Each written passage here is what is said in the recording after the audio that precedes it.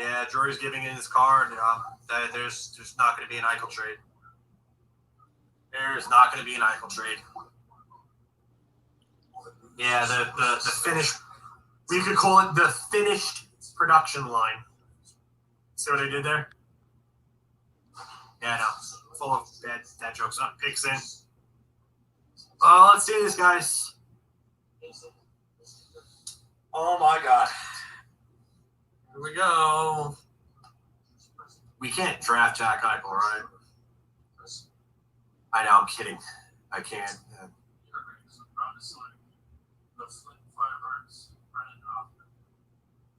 Why? Oh my God, why? Hi everybody, welcome back to All Things Rangers.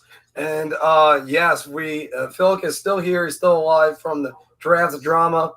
And oops, I didn't mute this or cut it off. So there we go. All right. Well, obviously a lot to unpack from last weekend. Thank you guys, by the way, for joining us. Sorry, we will be on time much more in the future. But I'm, of course, your host, Mark Williams, who was working and wondering the same thing myself when I saw our new look, new and improved Mr. John Filkowski.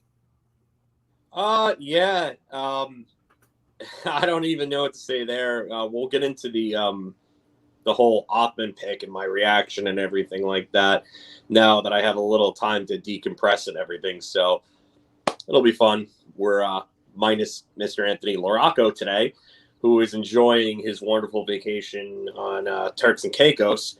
So if you guys wanted to troll Anthony, really can't do so this week, but still leave comments and still troll Anthony anyway. It's fun. We all like to mess with him a bit. So, well, as Bodie Bro was saying, I hope you cheered up. Misery loves company. He did get some cheering up because he stopped by Boss Brokers, and I made sure that there were plenty of shots given out.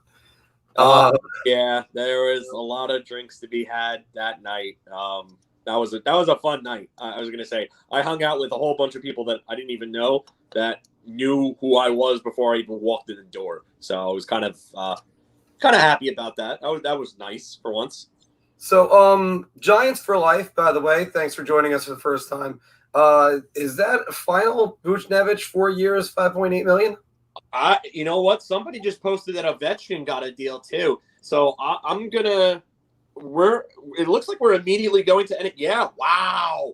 Alexander Ovechkin just re-signed with the Capitals, 5 years, $9.5 million. Wow. 5 years. Yeah, and then Buchnevich, 4 years, $5.8 million per. Yeah. Well, I know we're going to unpack all this. First off, we're going to give our opinions, go through the standard format that we got. There is so much to unpack, and you guys are already doing a great job in the comments. Yeah, I got you guys in the comment section, and all you guys that are saying things like poor Filk. Yeah, I'm alive. I'm here. I'm fine. We'll talk about my reaction to the Othmann pick in a little bit and some other good things. So thank you all for your concern. And again, I just want to say from the bottom of my friggin' heart, thank you for being there all Friday night with me through the whole thing, because you stopped me from putting my head through my wall and having my saying, "What the hell are you doing to my house?" So and I also have to admit, I also had Filk live streaming at the bar, so occasionally I was looking up and just seeing, and my partner that I work with, my friend Ali that I've known for 20 years, he's like, "Oh, your boy Filk is very sad right now." You're like, "Yeah, I know." It just is like that. All right, so we're recapping the draft weekend. First things first. Obviously, the video that's gotten over 1,000 views now. Thank you again, Pavel Buchnevich traded to the Blues for Sammy Blaze and a second-round pick. They are expected to sign Patrick Nemeth tomorrow. And, of course, the headline of all headlines, the Rangers do not acquire Jack Eichel. So, Filk I kind of said it the other day, is it really that bad not getting Jack Eichel? No, but the team is a worse team right now. And the reason why I say the team is a worse team right now is because of the fact that you traded your top line winger for a bottom six player and a second round pick next year. And the second round pick next year is not bad because next year's draft is going to be a good draft. But right now, you're really asking a lot from Kaapo Kakko and Vitaly Kravtsov to be the team's two top six wingers. You're really putting a lot of pressure on them with that. So now you have to bank on them being able to replicate Pavel Buchnevich's production from last year. Now you've got to bank on Alexis Lafreniere to be able to make a big time step up too. So three key players that are in their third, second, and are now going to be required to replicate the offense of a top line winger who is really, as we saw last year, the real play driver on that line with Zibanejad and Kreider. So, I mean, it puts them in a little bit of a pickle. I wonder if there's a free agent signing to be had. I mean, it seems like Kevin Adams just is not going to back off of his asking price, according to Dave Friedman. And I really wonder, because I can't imagine, like I said, I can't imagine him going back. All the answers have said the same thing. I can't imagine, but I have to wonder when he's dealt this season. So, Chris, I can't agree with you there. I don't think he plays for the Sabres another year. Sorry. I kind of did say this at one point that I think he has to go back. I understand everything, though, Filk has said to make sure that they're saying that's not going to happen. All the bad blood that's in there. Welcome back, Justin, by the way.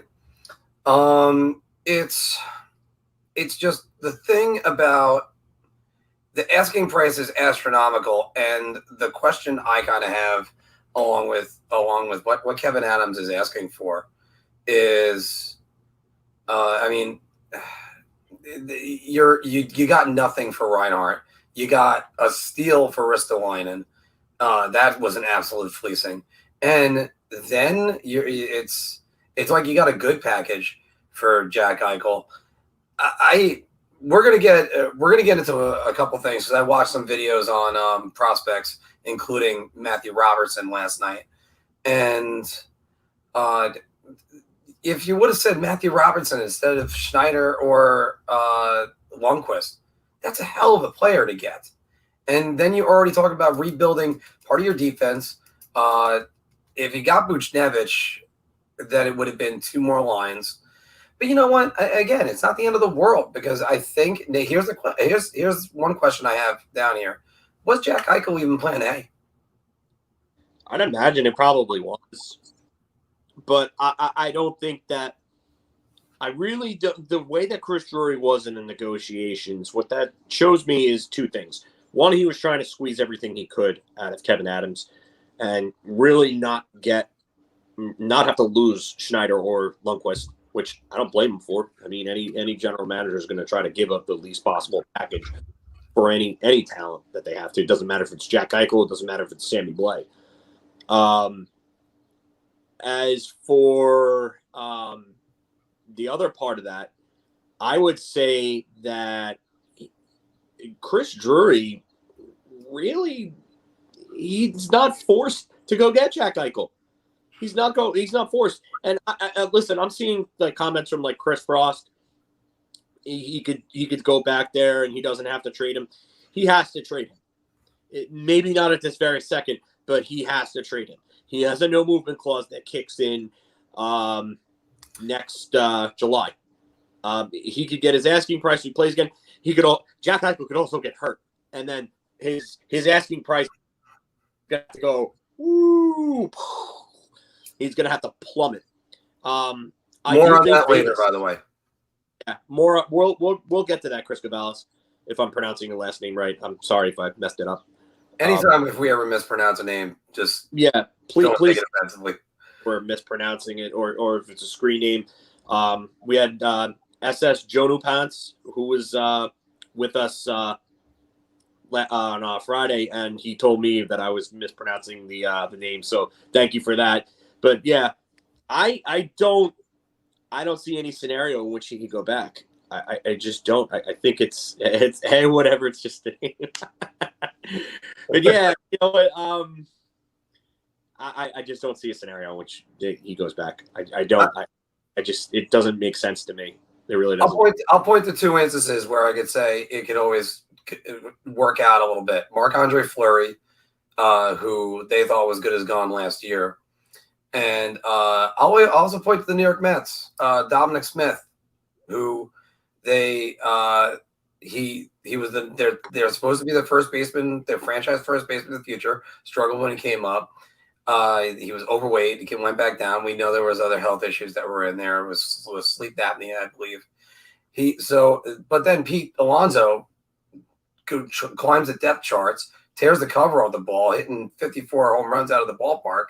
And basically he says, I want to be traded. And then eventually they couldn't find a trade. So then he says, okay, well, what about left field? And now he's a left fielder and a first baseman. So you can have a guy go back. Sometimes it's up to the player.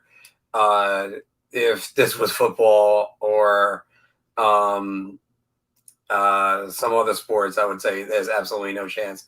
There's a small chance Eichel can go back, but it's also I have having trouble seeing it because, like you said, the medical stuff is what the problem.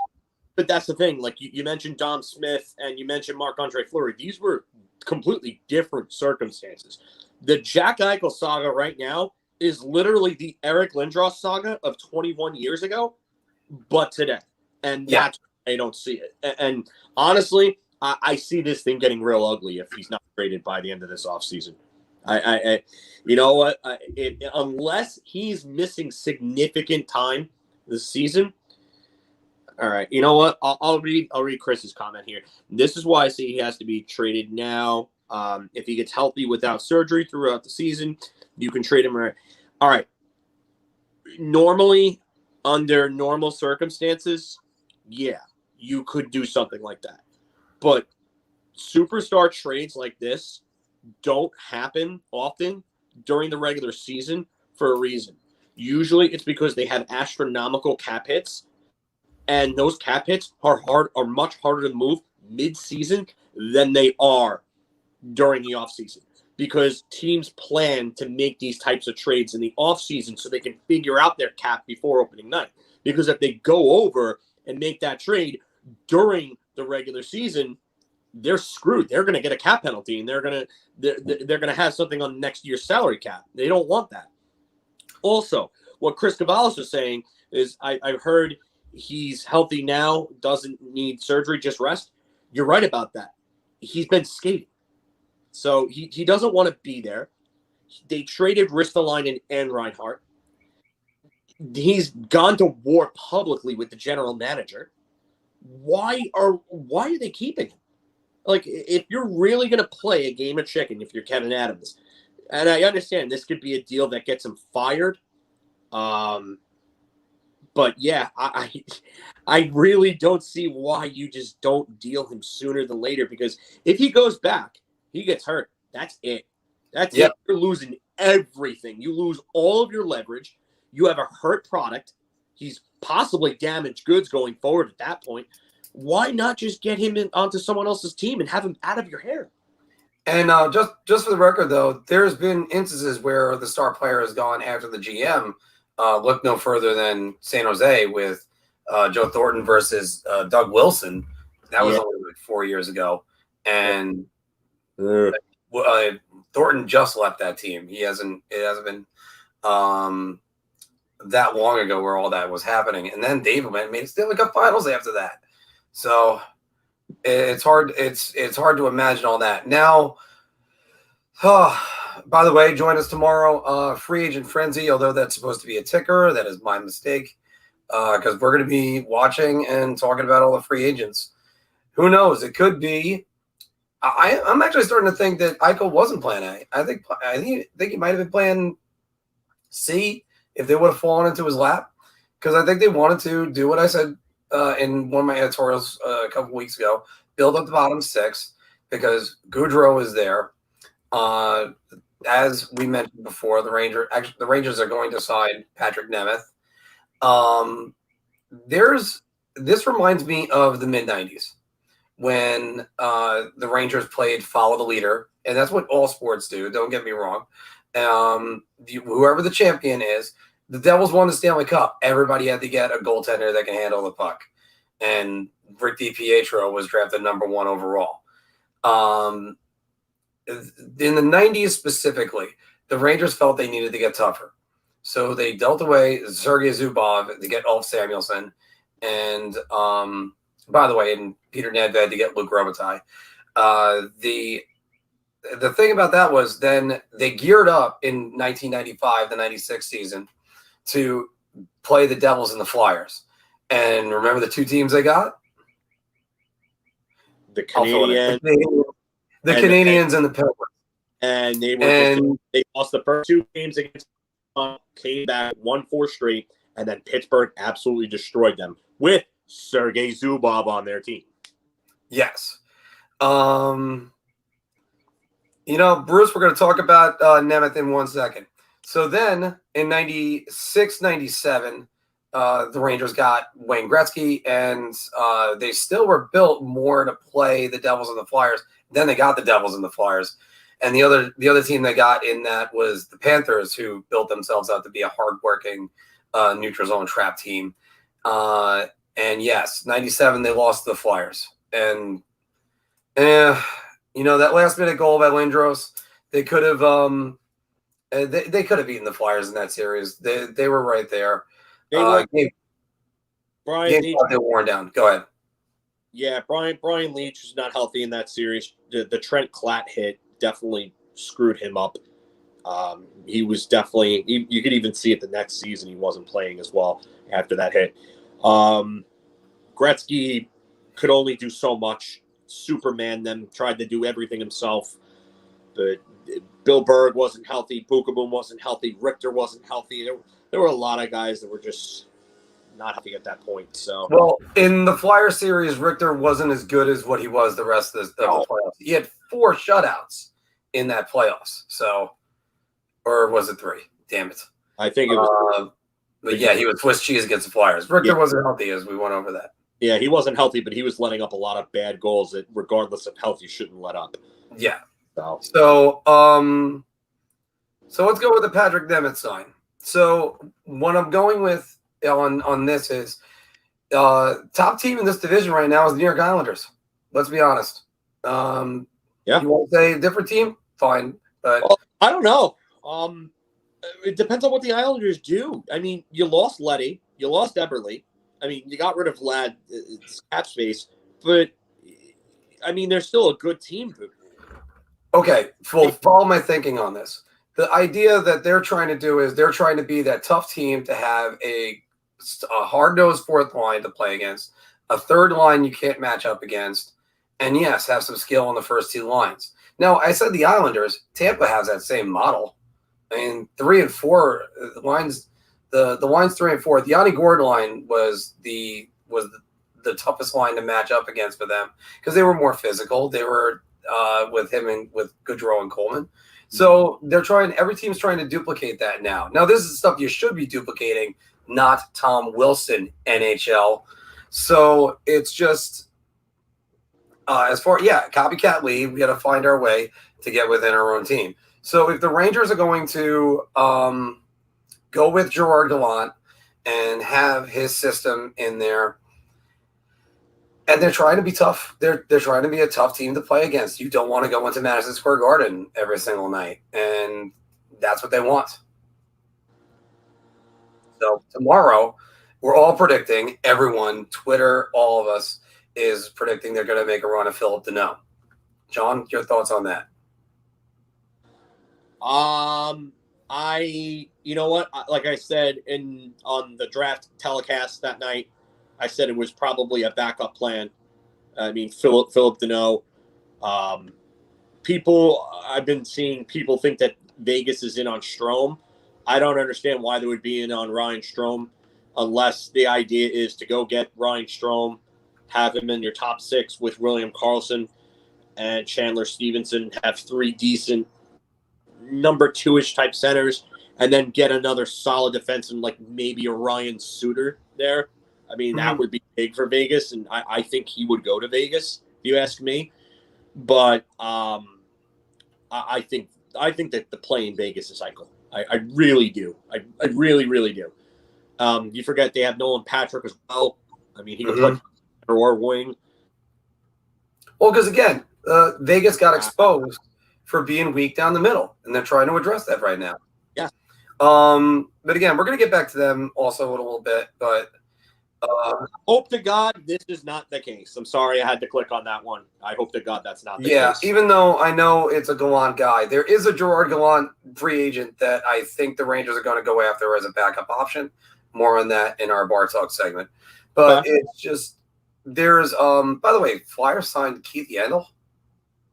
I'm trying to find something about that right now. I was also looking up Vancouver's cap situation because Rick Dollawall, who is very reliable with the Canucks, said that that the Canucks are actually worried about. Yes, Keith Yandel did sign with the Flyers 1 year, $900K. That's really for Keith Yandel. That's a really good deal for Keith Yandel, but I can't help but ask the question, why? I mean, it's a really good deal for the Flyers, not for Keith Yandel. That's just way too little for Yandel. That's all right. Let me correct that. I was thinking he was going for veteran minimum and stuff like that, but he was also bought out, so he doesn't need to break the bank on them. No, but so the Flyers now have Rasmus Ristolainen and Keith Yandel, and I am one of the Keith Yandel.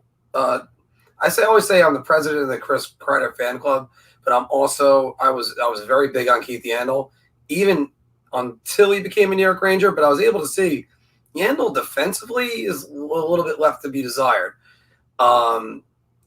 He gives him a second power play quarterback. What are they doing in Pittsburgh? You know what? I don't get it. I really don't, because when Keith Yandel was in New York, Alain Vigneault was the head coach here, and Alain Vigneault refused to put him on the first power play unit. So why is he going to go rejoin a guy that he was unhappy under in New York in Philadelphia? I just don't gamble with Yandel. Wow, that's a funny one actually, but I get it. I get why people are somewhat happy about Nemeth. I don't think he's that good of a player. I don't think he's terrible. If you ask Colorado and Detroit fans, they'll tell you he's terrible. I don't think he's as bad as they make him out to be, but I don't think he's really all that good either. So, but then again, what's his role? He's a fifth defenseman on this team.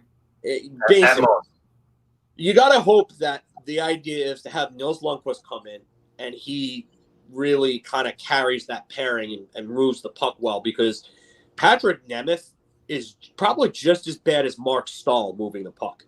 He's one of those guys who doesn't move it well. He's not a good enough skater, and he turns the puck over quite a bit. So that last comment that you had up. Yeah, why not kick the tires on Monahan? I don't want anything to do with Sean Monahan. I really you had to open my eyes on that one, because, again, sometimes you know these people from fantasy hockey, not in reality. So, yeah, you know what?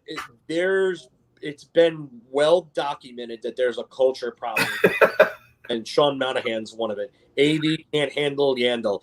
I mean, Sean, if you're going to come up with these, I keep them coming, because they're hilarious.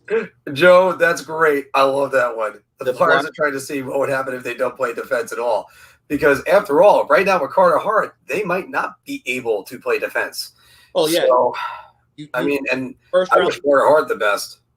Yeah, you traded a first-round pick, and you overpaid for Rasmus Ristolainen, who defensively is a traffic cone in his own zone. Keith Yandel is not exactly strong in his own zone either. I mean, Carter Hart had a terrible season. I mean, I'm guessing the idea is let's be the 1995-96 Detroit Red Wings and play puck possession and keep the puck away from everybody. Well, I mean, they signed Sam Moran to a one-year deal, so, I mean, that solved everything with that defenseman that you moved to wing, then back to defense. Oh, God. So, I mean, it's almost like the Oakland Raiders of now Las Vegas Raiders. I keep forgetting that too. All right. But we're going to finish up on this one, and then we're going to get to some of our bar talk segments. But Brennan Othmann. So now we're a little bit dust is settled. They didn't get Atu Ratu. The Islanders got him at 52. He fell. Yeah. So first, what does that say about Ratu? And secondly, well, we'll do secondly about Ratu. But first, Brennan Othmann. I was watching some of his highlights last night. He could be somebody. He could be. I think he's got a good one timer, a decent shot. He goes to the dirty areas. He lit up. What is it? Was it the Flyers? They were called. One of his junior teams when he first was there at 16. Scored the OHL tournament winner. Flint Firebirds. Well, the Flint Firebirds were the OHL team that drafted him, and they weren't that good, but his numbers were still okay. Yeah, he was an underager on that team, and you know what? For a lot of 16-year-olds don't come in and put up great numbers. What I'll say first, I'll answer Alyssa's question here.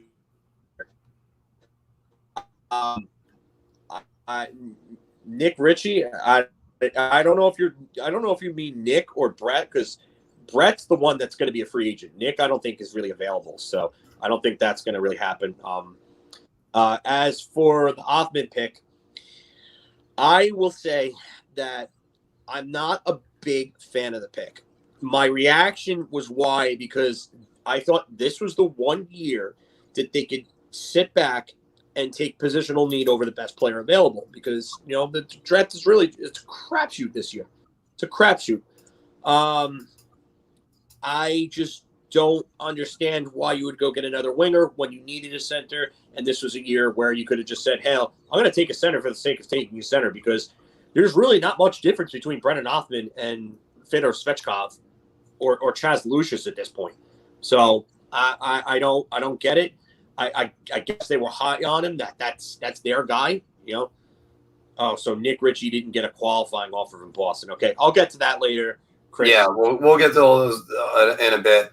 Yeah. But yeah, they could have gotten Svechkov. I felt they have to address number one center at some point. But then again, let's throw this one out there. There's really only been one good center the Rangers drafted in the last 10 years. And even if you want to say 10 years, I think it's 12 years now. It's Derek Stepan. 13. Yeah, that's 13 years. So it's even further back. Yeah. So I mean, that's rough.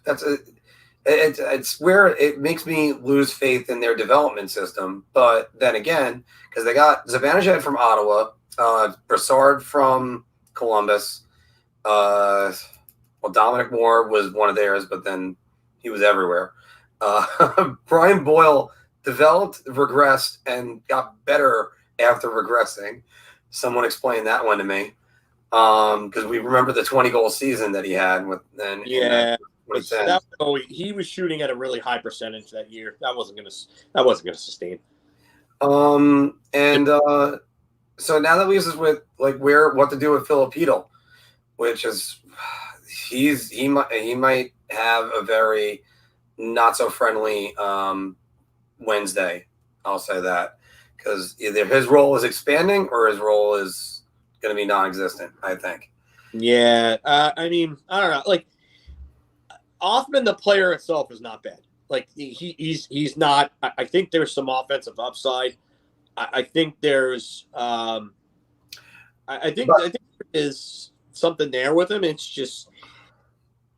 He seems like a project, and a lot of the guys outside of the top 10 were absolute projects this year. But there's some hands, there's some decent speed. He can separate to a point. He looks like he could be a good goal scorer, plays with some jam. I would have taken a center there. I would have preferred Svechkov. I wouldn't have been in love with either pick. I don't hate this pick. My reaction was because why another winger when you needed a center? That's why. Well, Chris, just your two things, and then we're going to move on after this. Dubinsky was okay, but if you remember, as a New York Ranger, he was a winger. He started as a center. They had him on the wing. No, they only had him on the wing that last year in 2012. That was it. That was it? That was it. It wasn't in 2011 when he had the game winner and the mustache? 2011, he was a number 2 center behind Derek Stepan, because in 2011 the lines were Stepan, Anisimov, and Gaborik. He came up centering Yager. You're right about that, Chris. He came up centering Yager and Straka. And then in 2011, actually, I'm sorry, it was the pack line in 2011. It was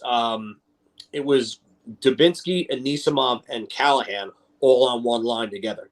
Yeah, Anisimov was the center on that line. No, Dubinsky was. Okay. Yeah. I'm more shocked that they moved the Anisimov over because he was going to be their guy. Anisimov then the next year in 2012 was on the left wing with Gaborik and Stepan. That was their number 2 line. Richard, Callahan, and Hagelin was their top line. All right. So before we sign out and get to our bar talk topics, and also before I say thank you to you guys, and by the way, Bruce, you're right. We need centers, and we need centers that win a face-off coach. Yeah. And by the way, and again, I'm still assuming Gerard Gallant's going to have something to say about that because he's an old school guy that also does a little bit of new stuff. Dave, you're right about this one. The Twitter needs to kind of chill out a little bit, but Twitter's not made to chill out. Twitter's made for instant reaction, now 282 characters, and for everybody to freak out on the worst thing ever. But first off, guys, by the way, thank you very much because we are closing in on 500 subscribers. We now have 3 videos that have made it over 1,000 views. We're doing this because of you, and I can't thank you enough. And we're on our way to grow as a channel. And I know you got other choices, but oh my God, the entire time my microphone was over here. Good job. Oops. All right. I hope everybody heard me just fine. Fortunately, I have a loud, annoying voice that projects. So, but tell us what you think about the Brennan Othmann move. And I think everybody's starting not to freak out about the Pavel Buchnevich trade as well. So give all your thoughts, put them down in the comments below. And we're going to move on to our next segment, and then we're going to get towards Q&A faster today because we didn't really have any honest press conferences. Here we go. I'm going to take a shot on this one. I'm going to say beer. I'm buying everybody around on this. Oh, my God.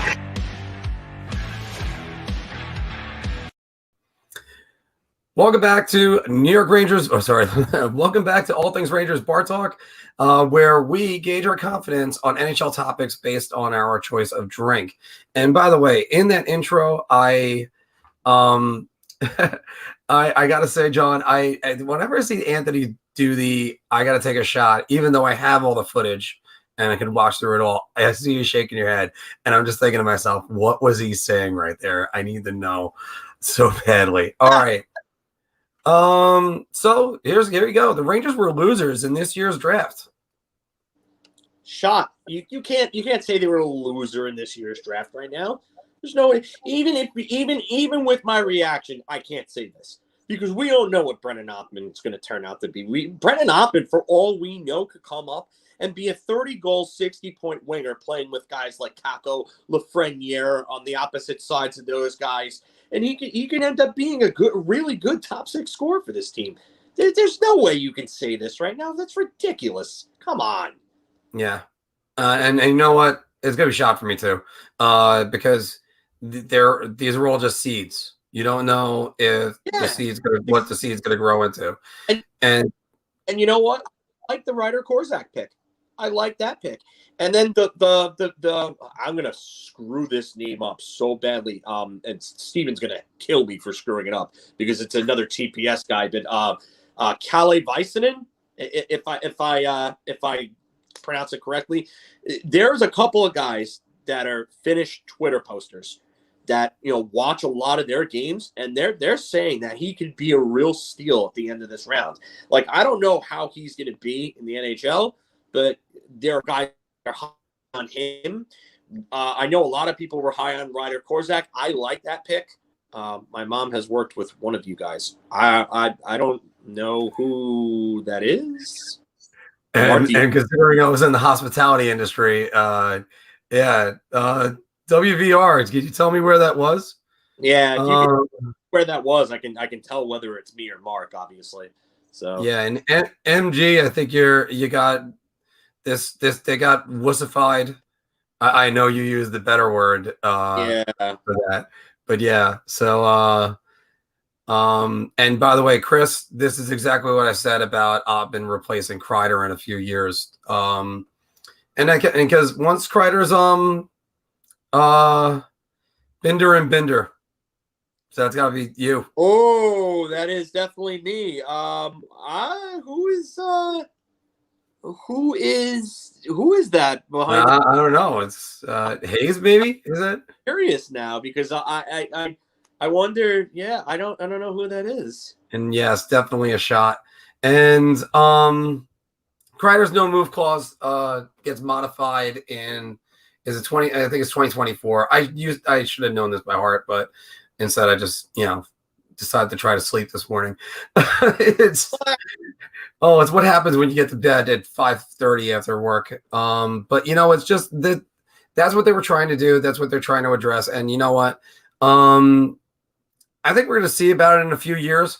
Unfortunately, Chris Drury is going to end up hopefully not being on what was my second video on this channel, which was the worst draft picks in Rangers history. So, and we all know who number one is, unfortunately, because of the success that came behind him. But you also don't know about that until it happens. So, shots for all current and former B&B employees. Yeah. All right. All right. The Rangers and Islanders free agent targets will not break the bank. I'm going to start this one, and I'm only going to say beer because free agent targets, there isn't much in free agency. There's a chance the Islanders could go after Gabriel Landeskog. I have no idea why, because when you look at Gabriel Landeskog's game, you go, oh, he's a physical player, plays in front of the net, plays with top players, and he's got leadership skills. Oh, wait, you're already paying Anders Lee. So what will you need another one for? I think Landeskog. I just don't. I know Lou Lamoriello is supposedly in on him, and he's going to kick the tires. But I ultimately think I know Adrian Dater said yesterday that the talks have turned for worse with Landeskog, but I have a feeling he goes back to Colorado. I just think there's a lot of hardball and posturing going on there. But I just see the Islanders kind of just bringing back Palmieri, getting their RFAs under contract, and then maybe if there's enough space to add like a decent player. I just don't get how you add Landeskog or Tarasenko at that point. I don't think Tarasenko is going anywhere. I think Doug Armstrong was serious when he said, I'm taking him back, and I'm not going to trade you right now because the market was just crap for him. Apparently, from what we heard, it was Leo Komarov's a second-round pick and something else, Anthony said. That's not going to get it done. No. And by the way, was this a beer or a shot or buying? I'm gonna say beer because I just don't know what the targets are. If it's FIlip to know, I hope to God they don't overpay on him because Ariana said it before. I was looking at the comments. And she said, he's not a $6 million player. That's a second line center. He's more of a third line center at like 4 to 5. And I totally agree with that. I could stomach that. $5 million over 5 years, maybe. I mean, I'm overpaying him right now. So let's just get that. Gone. Coleman to get Coleman and reunite him with Gaudreau. I would like Blake Coleman, but not at what I think he'll be asking for, especially after seeing some of the overpayments on this market. So I would probably stay away from him, and I don't want to add too much to the bottom six because you got to upgrade somewhere else. You got to upgrade at center before you really go adding someone like Coleman. Which, so first things first, so Dano would not qualify as breaking the bank. I don't know. Because it breaking the bank, it's a term relative to player. Now, if you're getting Dano $6 million and he ends up on your third line, you are breaking the bank for a third line center. Right. That's ludicrous, and I think that's where you just say no. I did say I have another name for you, and the other name, if the Rangers whiff on Dano if he asks on too much, or if he asks for too much. It's Eric Halla. Eric Halla is a free agent. He had 29 goals for the first season for the Vegas Golden Knights under Gerard Gallant. He's only 29. I can't say that enough. So it feels like he's been in the league 9,000 years, but he hasn't. Great. That would be a great pickup for the Rangers. Actually, a matter of fact, if Dano even starts saying, no, I think I should take a $5.5 million deal. No, give me Eric Halla, and you could probably get him for $2 million. Russian. That is definitely more of a Russian. That is a French I didn't know the rules than they are, though. I came to win. All right. It was spur of the moment. So, it's terrible. Rather pay for Coleman than to know. Sean, here's the one thing about Coleman, though. Sorry, Filk. No. And we've been saying all along we need a guy that wins faceoffs. Coleman would end up being the center on that unit, and he has a 42% career faceoff percentage. No, yeah, that's a no for me. And if it comes down to those two players at $5 million, I'm taking Dano at that, because Dano is a close to Selke Kreider, and they need that defensive presence there. So, just to say this for the record, I've kind of said before the Rangers need, and Martinook is a good option. Corrali is okay for fourth line in New York. You what? I don't see Getzlaf coming to New York. And Andrew Kopp, I'm going to tell you right now, good luck getting him out of Winnipeg, because he just had a great season for a Middlesex guy. He would cost a lot, although I would love to have Andrew Kopp. Well, I was trying to advocate for going to get Mason Appleton. Call Seattle. So, all right, moving on to the next one. The NHL was screwing the Islanders with their first 12 games on the road. You can tell I was programming this thinking Anthony was going to be with us. No, it's not screwing them. This is a shot. This is what happens basically with a lot of organizations whenever they're doing construction. There's a long way off. The Devils had the Prudential Center. Their first home game wasn't until the end of October. The Rangers were remodeling Madison Square Garden. Their first game wasn't until the end of October. Their first home game is, I think, the second week of November. But, I mean, it all evens out, because I think the month of December is almost all orange on their sheet. So, no, it's a shot. Yeah, it's a shot, and I knew about this a while back, as I told you and Anthony previously that I was talking to someone who was a temperature taker at the UBS construction site, and this person overheard Barry Trotz and some of the Islanders higher ups. I believe maybe one of Ledecky or Malkin was involved with it, and maybe Tim Lewicki, but they were saying that the opening is going to be delayed, and it's going to be sometime into the season, possibly December, that the first games would be played there. So, you know what? They're not screwing the team. The building is not finished yet. Yeah. That's what happens. As you listed before, and there's two other teams in recent memory that have gone through this. So, yeah. And by the way, Alyssa, they missed the President's Trophy by 1 point. Vancouver won it. Yeah. Yeah. By the way, is there a throwback? Yes, that's what they're going to do. They're following the leader. Islanders and the other guys got some grit on there. TD, first comment of the day. You made this comment yesterday, long before we even got on. And all the great players are for the playoffs, not the regular season. That is right. And now you have to make the playoffs. That's where the key part is. You know what? Before I move on to the next one, do you think Washington's already taken the step down further than Pittsburgh is going to right now? I know who's Washington really lost, though. They just dealt Brendan Dillon for 2 draft picks, and they lost Vitek Vanacek. Samsonov's a starter. I mean, sure, Vanacek was. Samsonov is their starter going forward. I'm not worried about them. I mean, if anything, Brendan Dillon is a bigger loss than Vitek Vanacek right now. So I would say that No. And then Pittsburgh, I mean, they lost Jared McCann to Toronto, and then he was taken by Seattle. So why? I mean, I don't know really if Pittsburgh is going to get any better unless they bring back Jeff Carter, and Jeff Carter continues to play the way that he did down the stretch towards the end of the season and in the playoffs. So I think Pittsburgh is probably a little worse off right now than Washington, honestly. And Father Time is unbeaten, so it's hard to say when that's going to happen. Yeah. All right, everybody. Kind of the one moment I was both dreading, and I really can't wait to not say his name anymore. Vegas is in on the Jack Eichel sweepstakes. I'm going to say beer because I think that they wanted to get rid of Marc-Andre Fleury. They had to make a decision with a goaltender. But this looks like a clear salary dump. So I think they're in on it, even though it's just a hunch at this point. They've been linked to him in the past, and insiders have kind of said there. Yeah, and there you go. There's my tweet there.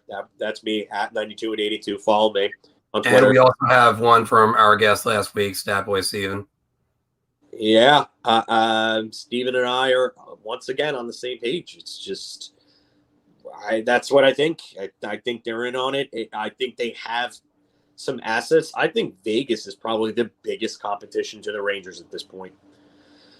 And yeah, we're kind of discussing it right now because that's what this is. It's a salary dump. You don't take the type of player that they took, who really doesn't have upside as an NHL player, and straight up just to get rid of that salary. It just that's another salary dump. It's what it is. Yeah, and again, Justin, this is absolutely true. The reigning Vezina Trophy winner found out he was traded from Twitter. Just like now, granted, I mean, it's not the first case. Obviously, I could use the baseball metaphor again, Wilmer Flores. But I mean, that's just total disrespect from Vegas. And I know it's not the GM that drafted him. It's not the coach that had him. And Pete DeBoer, Dust, he hates Marc-Andre Fleury. I have no idea why. Even right now, still, I'm sitting there going, you got to be kidding me. I'm not a big Pete DeBoer fan. I'm really not. And this was disrespectful to Marc-Andre Fleury, a guy who's really been a class act throughout his entire career, a lovable guy, a fan favorite. You don't do this to the reigning Vezina Trophy winner. So, and by the way, and also let's not forget, and yes, Elrock did mention Vegas. But then again, I think everybody would have said Vegas could get in on him because Vegas is in on everybody. Elrock did, but like I said, the insiders have been saying this for a while. The insiders said it even further back that they think that Vegas was a dark horse for him. So, I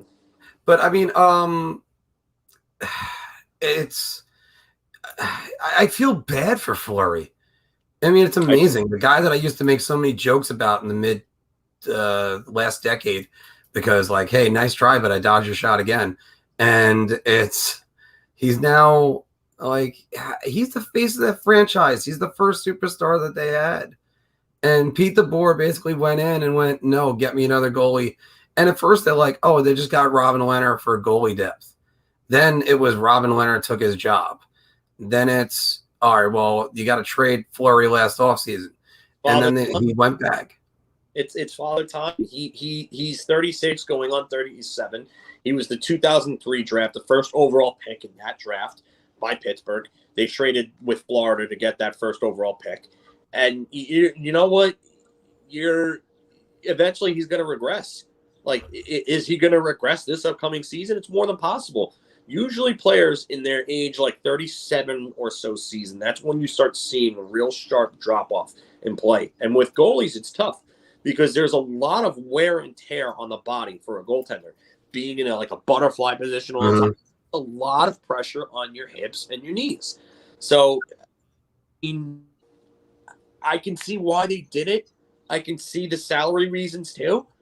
But you got to remember, Leonard's the younger goaltender that's going to give you more production going forward. He's also signed longer. So you gotta manage your team better, and this was the right move for them to make. But it just the way they handled it just was not classy. Here's the funny thing, by the way. I agree 100% with what John says right here. Yes.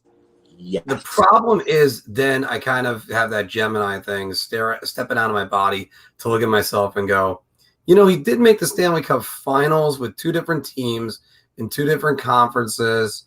And Vegas was really good. But then again, the thing is Pete DeBoer teams always seem to be able to punch up. And then when they're the favorite, they can't punch back down. It's sort of like you can beat Bald Bull and Sandman in Punch-Out, but you lose the Glass Joe and Von Kaiser. If you take your Nintendo, simple as that. And I say this as a hardcore gamer who is now playing Skyward Sword. By the way, if you haven't downloaded it and you have the Switch, go do it. The controls kind of suck a little bit. They're kind of hard to get, really down to, but it's a good game. Oh, you got to be a real geek to be a hardcore gamer. Yeah. as the Hylian shield is over my head. Yeah. So, all right, moving on to the next one. We have Philly has made the best and worst trades of this offseason. And I'm buying everybody around.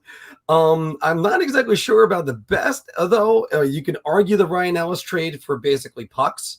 But on the other hand, what are you doing? Trading a first-round pick for Rasmus Ristolainen, and then I think it's 2 more seconds? Are you kidding? I mean, and by the way, thank you.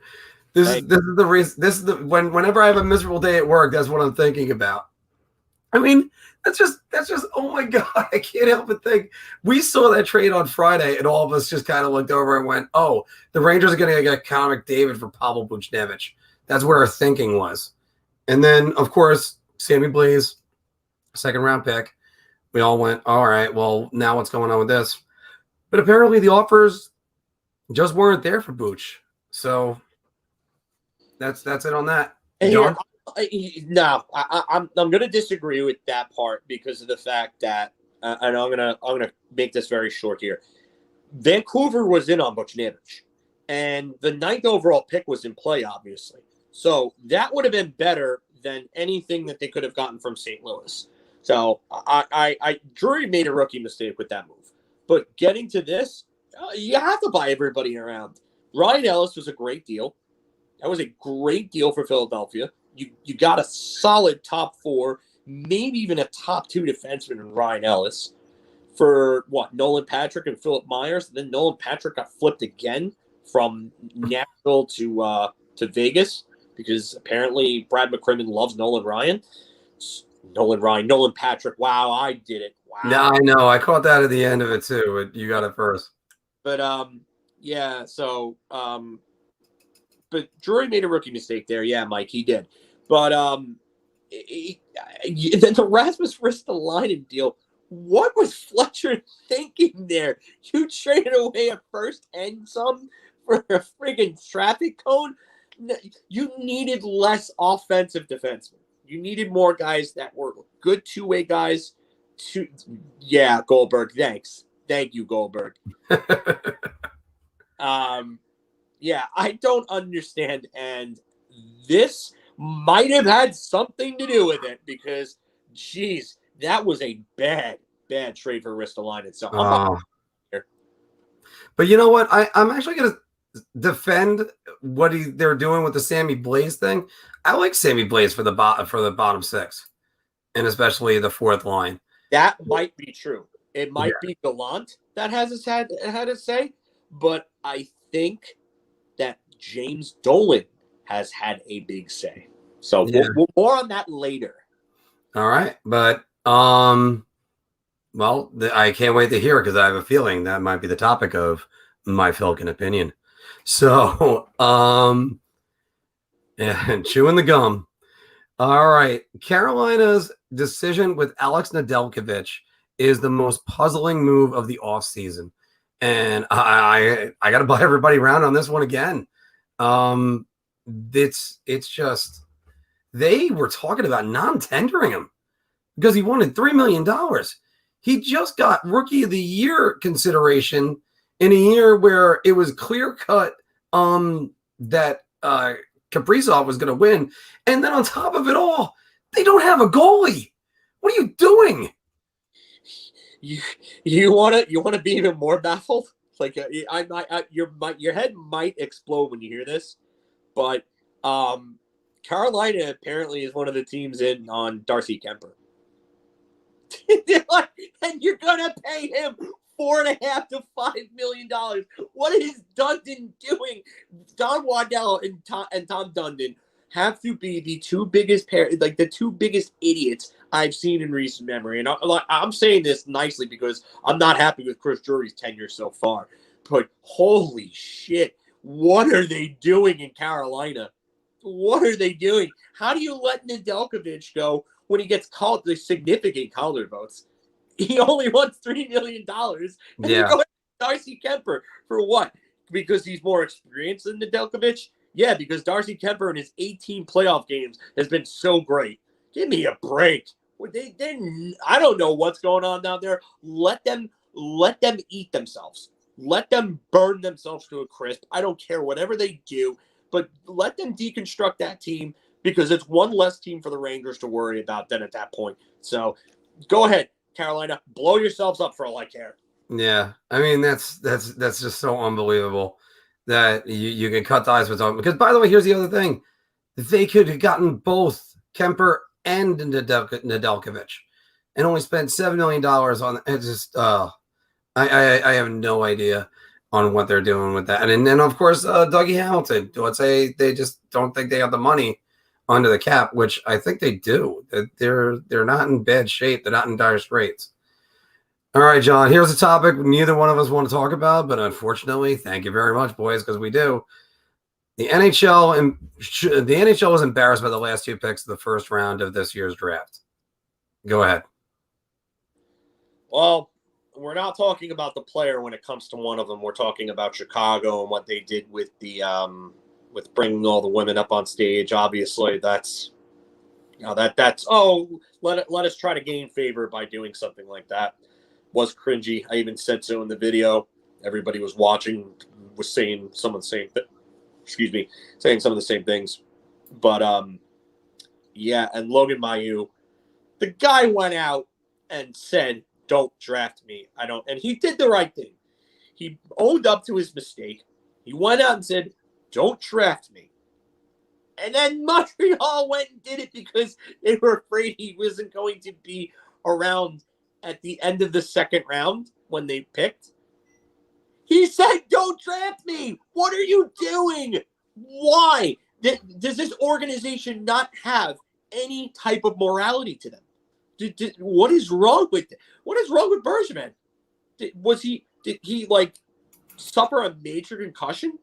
Does he suffer from amnesia? Did he take a traumatizing blow to the head? I just don't understand it. It's embarrassing by Montreal standards to literally go out and do something they were told not to do. And then Chicago, I don't even want to get into that until the facts are out. That whole situation is an absolute shitstorm that's about to blow up. So well, with the Chicago situation, and by the way, I'm buying everybody around in this. The NHL should be horrified by this because let me start with the Chicago situation. The Chicago situation, they're like, look at all the women we got on the stage. You know what's being accused of you. And by the way, if you guys would have actually stepped up and done it 10 years ago, we wouldn't have had to worry about this. But instead, I think they were on this Stanley Cup Finals run, and I mean, all the specifics about that, I don't want to get into it that much. All right. So again, should have handled it 10 years ago. Getting back to Montreal, this kid actually said the right things publicly to actually say, I should go and learn from this. He should have been able to renounce himself from the NHL draft. You can't in the NHL draft. In the NBA, the NFL, and you actually can renounce yourself from it. Oh, you can? I thought you couldn't. No, I'm pretty sure you can. It was actually said on the telecast, I believe. So. All right, because not Jason Blake. Trying to remember the guy's name that goes with Steve Dangle. He said you can't. Jesse Blake. Thank you. Yeah. But it's but again, the kid basically said, "Don't draft me." Then everybody does it, and Mark Bergevin steps in and goes, "All right, we're taking him. Oh, we're going to help the player and help him get through this. Okay, good."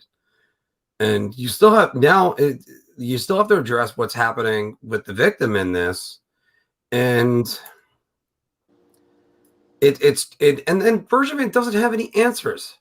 His responses were terrible. So if you had every NHL GM do an honor system and then he just steps up and goes, "All right, I'll take him." He wasn't a sliding guy. They might have been honoring his request because this kid didn't deserve to be drafted after what he did, and certainly doesn't show the maturity. But it's you can't have it like that just in general. All right, so that was the end of our Bar Talk segment. What do you think about the Rangers? Are they the losers in this year's draft? Is either team gonna break the bank on free agents this year? Jack Eichel to Sin City, possibly, and Philadelphia, the best of times and the worst of trades. Put them all down in the comments below. We're actually moving ahead at warp speed because we know there's going to be a lot of Q&A today. So, and usually we do 2.5 hours of it, so that says something. John, you want to do your editorial first? Thank you, Bruce, by the way. Editorial, I thought we were doing honest press conferences before that. Oh, okay. Ooh, my bad. I actually did not see who we had on there, so hold on. Yeah, because the only one I had was Lou Lamoriello for Anthony. I had one for me. I edited it. Okay. Wait, hold on. Okay, even better. I will try to come up with one for me right now. Everybody, we're going to go to Oz press conferences. Connor, can you give me your sense of kind of where the group is at? Once again, my teammates come up short. Well, everybody, welcome back to All Things Rangers and our honest press conferences, where we say what they really want to say. And as we just alluded to, because you're all watching this live, we do have one of our honest press conferences right here. Why isn't this coming through? Here we go. And we're going to start it off with the guy that actually had a plan for this. Our own John Polkowski is James Dolan. Well, a lot of people say that I'm kind of just, a silver spoon boy, and I don't know a lot about sports. But I'm going to tell you right now, I'm a diehard sports fan. I love the basketball, the hockey. I don't know nearly as much about, but the one thing I know about hockey these days is that, it has a lot to do with music, because I love making music. And the other thing is that you need to be tough. And Tom Wilson kind of messed with my mind a little bit here. He's making me go a little crazy right now. So I'm gonna tell you right now, that's why we did that. We traded that Buchnovich. I don't even know what the name is. I can't pronounce it. Buchnovich guy. We traded him for this Sammy Blyce. Traded for him because supposedly he's a Canadian boy and he's tough. We need someone to go punch Tom Wilson in the face. So Barclay Goodrow, come on down. And we need a little more jam. So we got this Patrick Nemeth guy. I heard he might be Swedish. Sounds like an American name, Nemeth. That's a normal American name, right? Patrick, obviously, I guess it's spelled a little differently. I don't know. I just sign the checks. I don't really do any of this shit with the talent research, stuff like that. I leave that to Drury and Sather, obviously. Because Glenn, I've known Glenn forever. So Glenn will always have a spot with me. But Yeah. So I kind of just go with that, and we'll have the face punchers come in. We'll deal with Wilson because I can't get this guy out of my damn head, and I kind of want to just punch him in the face myself, but I think he'd kill me in a fight. So yeah, I'll leave it to the guys and let them do that hockey thing. I'll take questions. First things first, James, did you have to be reminded that you own the New York Rangers before the Tom Wilson incident? What are the New York Rangers? Well, there you go. They're only the most lucrative, valuable. Is that the hockey team? Yeah. They're okay. Yeah. I don't know. I kind of just got them as a present from my dad one day, and I kind of just took them over, and I let the guys do the thing. I you know who I miss? I miss Pavel Bure. Is Pavel Bure still around? He playing anymore? He's been retired for 18 years. Oh, okay. What about Yager? Yager still around? He's still playing, I believe, in the Czech Republic. We should go. Yeah. So, James, we kind of, if sometimes New York sports the greatest band since Led Zeppelin. You don't ever forget that. Sometimes us New York sports fans, we kind of get so frustrated. We kind of feel like Latrell Sprewell and your PJ Carlesimo. That's the way we all kind of feel. Guy that I had on the Knicks that choked out some guy before he came to us. Yeah, that's what happened. But you've had him as guest at Knicks games. Oh yeah. Well, yeah, I like Latrell actually. He's a good guy. I mean, he hasn't choked me, but I haven't given him a reason to choke me. I think some of my employees want to choke me though. Yeah. Well, so what exactly made you think you needed to clean house with your executives 2 months ago? Well, I sent out that letter to the NHL because I didn't like what they did to Bread guy, because that's not, I don't like that. He could have killed Bread Man, so I don't like that. And they turned around and the Gorton and John Davidson, and John Davidson had been with me for so long. I can't believe he betrayed me like that, trying to distance himself from my statement. You know what, Gary Bettman, screw you, George Parros. I don't. Do you know what the word safety means, George Parros? I believe he pronounces it Sopity. You know what George Parros stands for in Greek? Stands for friggin' idiot. Stands for incompetent moron. That's what it stands for in Greek. Yeah. So you know what? I had to clean those guys out because they didn't want to listen to me. They wanted to make me look like a fool. Nobody makes James Dolan look like a fool. All right. You shut your mouth when you're talking to me. You shut your mouth. All right. Well, you know what? We'll make sure we do that. And thank you for checking in like an absentee dad who abandoned his child 18 years ago. You suck. Have a good one. All right. Yeah. So we had John as James Dolan. Again, this is where we say what we want to say. But you know what? We have our first returning segment for our Honest Press Conferences. It's a little bit off the cuff, but I am Chris Drury.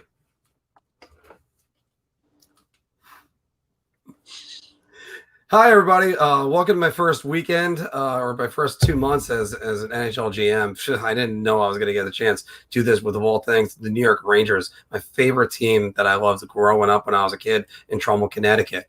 Yeah, I had a home run of a hire with Gerard Gallant, and I know everybody's on me about the Buchnevich trade. But guys, come on, give me some credit. You all said toughen up. I toughened us up. I got a Sammy Blaze, good guy. He's going to take the body a lot. I got Barclay Goodrow for us. He's, I signed him to what I think is a reasonable deal.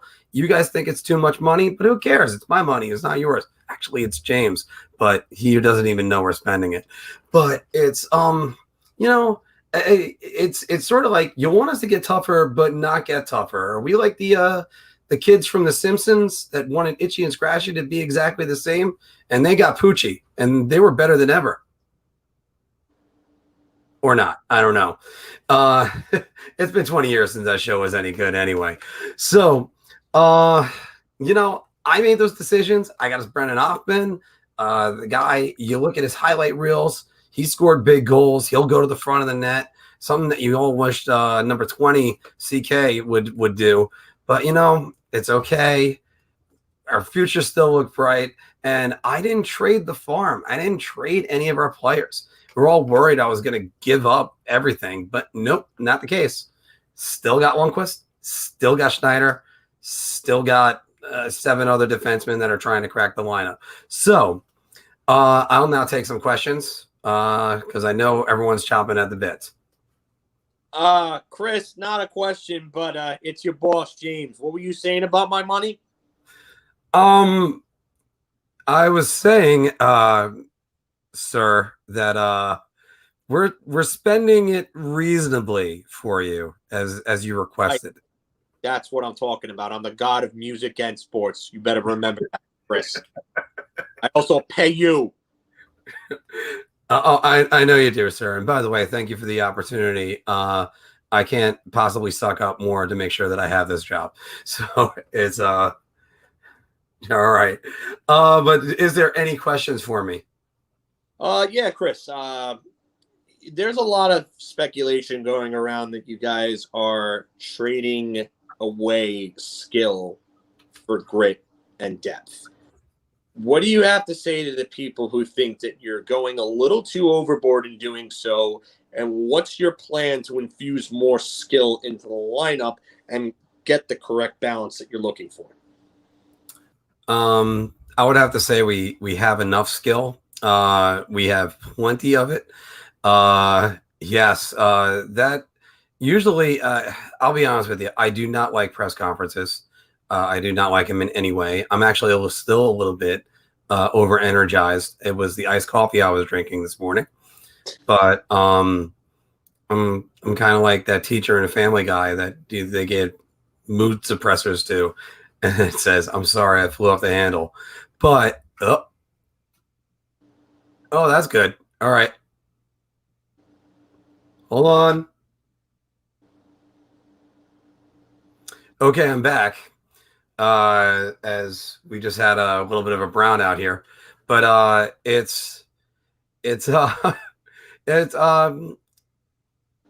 lost my train of thought. Oh, so we're trying to get more skill into the lineup, but we need to get the grit to. Oh, there it goes again. All right.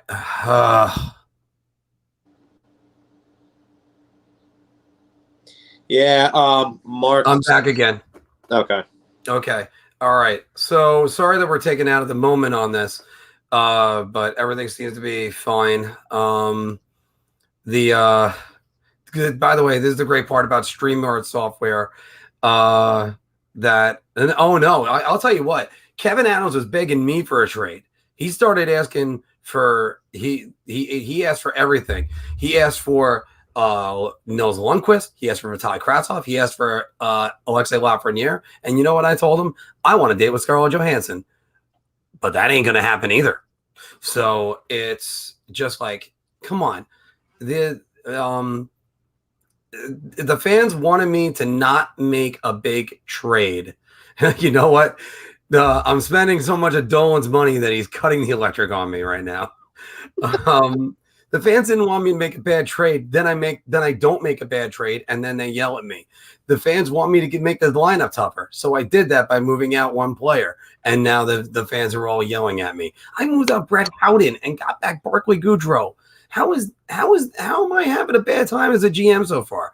I don't understand. I don't get it. It's just, I know that's why there's the old saying, "Damned if you don't, damned if you're Drury."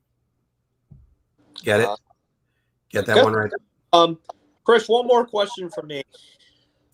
The Pablo Buchnevich trade looks like a salary dump.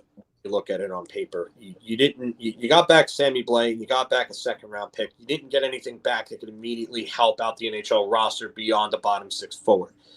So is there a follow-up move that's possibly in the works? Because you have a lot of cap space to use, but I mean, I know you got Adam Fox, and the Cale Makar deal would probably be the comparable now, so you might have to go towards $8 to $9 million for Adam Fox to get him under contract. And you have Igor Shesterkin, but you still have cap space after signing those guys. So, is there a follow-up move in the works?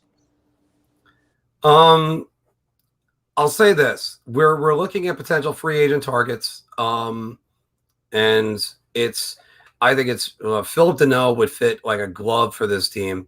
That's what I'm thinking right now, and yeah, there's other moves that are in the works.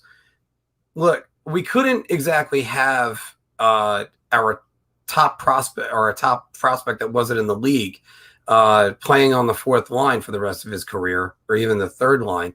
We need to make sure that Vitaly Kravtsov got as much playing time as possible. So it's that's what we needed to do, and we knew that the roster spot was going to open, and sooner or later, a trade was going to happen. There was a very handsome New York Rangers video blogger on YouTube from this upstart channel called All Things Rangers that predicted that we were going to have to move Buchnevich at some point. And I must say, he's quite stunning. But it's just eventually it was going to happen. And Pavel was a great player for this organization. It comes down to that spots need to be opened, and the way you win is to have guys on entry level deals not making as much, and you can overpay some other guys. That's fine, and then ship some out and ship some back in. But this team is going to be tougher. They're going to be more of a Gerard Gallant coach team, and you won't see any of that stuff from David. Hold on. David says, "I know you're talking shit about me right now." Sorry, David. But you know, you were an okay college coach. So anyway, there's no more questions, right, sir? No, I believe that is it. Thank you for your time, Chris. Okay, thank you.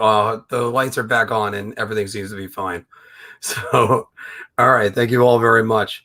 Wait, Drury, did you get sick of the sound of Sam Rosen saying Buchnevich? Something about it is CH. Sounds like one name with nails on it. David ran out of Brill cream. All right. Well, by the way, first off, I just want to say this. Thank you all for staying with the technical difficulties. And most importantly, thank you, StreamYard, which is the program that we use for this, because that's what really kind of keeps it going. You lost me for a couple of minutes, but you're able to get me right back. So, and the funny part is I bought this stuff and it's still on all my ads on YouTube. Why? When you made the sale, stop selling. All right. So that was our honest press conferences, and everybody, thank you very much. Yes. Yep. There's a reason why you're not seeing his medical record. Oh yeah, Rick, you're right about that. There's something up. Unfortunately, by the way, my editorial was going to be damned if you do, damned if you Drury. So I have to change that one on the fly. John, do you have your editorial ready to go? I'll be honest with you. I didn't really have one for this week because there was a couple things I wanted to, but I could wing something together right now. Hold on, I got you 1 second. I'll do mine first because it was going to be a talking point, and then we scrapped it because of all the extra news. All right, everybody, here's our episode of On the Mark. This prediction that's right up here. Being single most of my life. Or just yell at Larry Brooks like every other New York Ranger. All right. Well, the schedule came out this week, and oops, I got to get the solo on me. The schedule came out this week, and the NHL has got an All-Star weekend and a 2-week break built into the schedule already. And that's, of course, so the NHL can return to the Olympics. And the question kind of is, after a year of absolute turmoil of going to the bubble, not properly finishing the 2019 season, or sorry, the 2020 season, then the 2021 season shortened, and let's just say lots of controversy with that one. Is it really the time to send NHL players to Vegas? Is it really time to send NHL players to the Olympics? We're still in the middle of a pandemic. Either way that you slice it, I don't know whether or not it's the best thing to do at the moment. I'll be looking forward to your comments on that in a minute. It's a risky venture. You can think about growing the game globally, but the NHL does not profit on this. Now, I am one for Olympic hockey, and I love it every single time I see it. It was also times where I could see USA players like Zach Parise and not think, gee, Glenn, you really screwed that one up. Ugh. So is everything completely under control overseas? Is it a safe situation for our players to go to? And is it really something that's going to benefit the NHL? That's one of those questions I still can't help but wonder aloud. I know international players want to go play. You know the Russians definitely want to go play. You know the Canadians always play for their country. You know America's got a good solid base for this too. But is it really the right time? Should we really just have a normal season? That's the other thing too. And then to have an all-star break and then 2 weeks later have a 2.5 week break, or is the all-star break in with the Olympic break, John? I don't know if there's an all-star break this year because they made so with kind of like a clause or a contingency plan for the Olympics. So I like the Olympics. I think they're great. Yeah, that's an interesting one. But you know what? Listen, they did the bubble during a pandemic. They did the bubble during the height of the pandemic, like April. They did it during last summer into the fall. I mean, it's kind of calmed down a little bit. The variant is really really kind of overseas. It's kind of it's sort of here in ways, but I don't know. If they could do the bubble in a worse time, I think they could do the Olympics as long as it's kind of bubbled like they did. I don't know. I do want a normal season, though. I will say that I do want a normal season, but I don't know. I'm kind of torn on this. If this was bar talk, I'd be going beer. So. Yeah. Well, initially, that's where we were going to have an entire conversation about this. That's why I realized it wasn't in the bar talk, and I put it into the editorial. But I do have to say this. I stayed up after work the extra hour and a half to make sure I watched the USA Sochi game, and I was a vegetable the next day from not getting much sleep or going to go to sleep at 11:30, I think it was.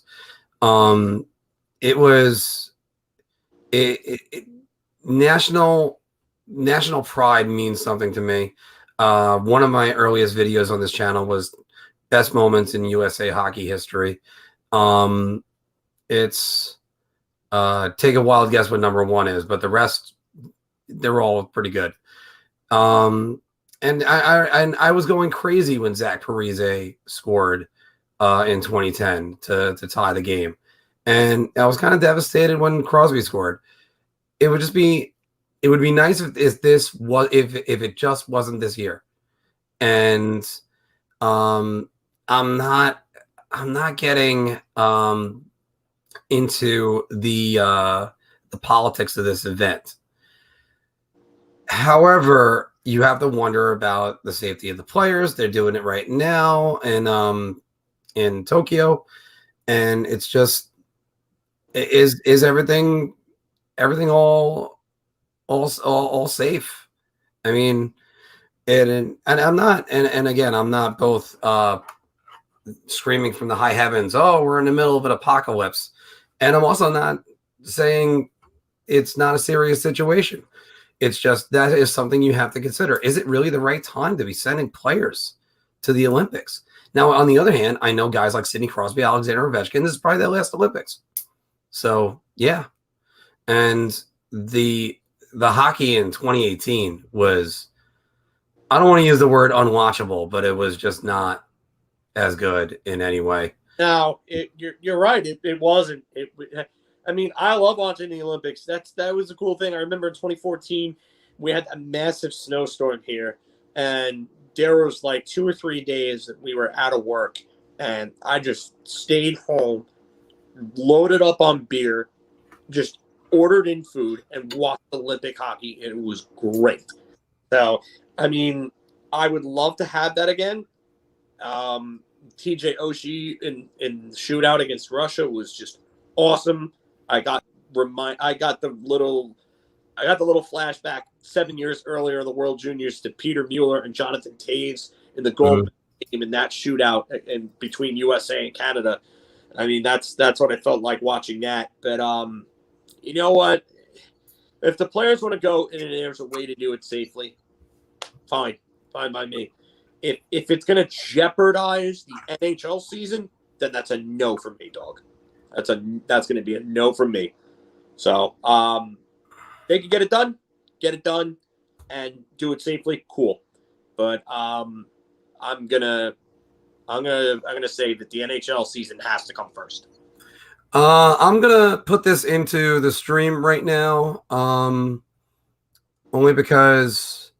Not to promote my own video that I was very happy with, but also just to give you guys a little bit of a preview what it was. And where is it? It's Chrome tab. Here we go. Because there's one little bit that I actually want you guys to see.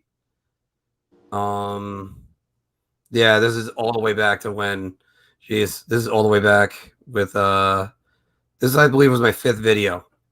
But, oh, wait, hold on. Shoot. Oh, good. It's got a bunch of videos that they're all linking on there. I don't want to promote any of that stuff. All right. Here we go. This is just something I was thinking about with USA Hockey. And I'm going to let USA Hockey finish it for me. Until the next time. 1, 2, 3. USA, USA.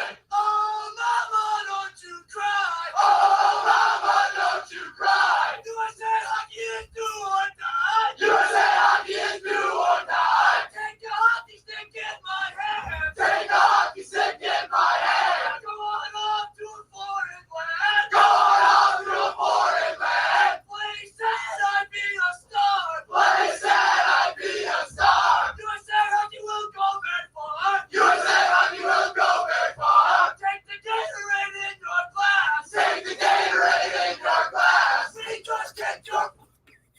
We just can't jump. And of course, by the way, there is our Chris Kreider right there in the middle. I always get pumped up whenever I see that. So I and it's not because I made it. If you're actually interested in what that list was, I'll surprise you with this. Oshie and Sochi was number 6. Filk, I can't hear you. The still image looks like you're pleading with your kids. Yeah, it did. Also, because I was being too artful with that. So yeah. John, let me see if I could just pull you out, and then how about now?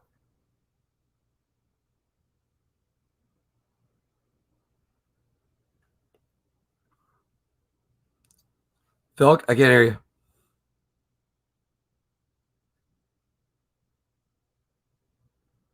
Okay. We're going to get John right back in here in a second. Yeah, so it was, I think one of the great things about doing that list is when you realize the different moments from juniors to obviously it's a miracle on ice. That's number one of the greatest moments in American history. Filk, I can hear you again. All right, now I'm back. Okay. Yeah. No, Sean, we're just having technical breakdowns. So, No. by the way, what do you think about USA Hockey going back to China? Well, no matter what, they're going back to China, but NHL players going back to China to go play in the Olympics next year. Is it a good time for them?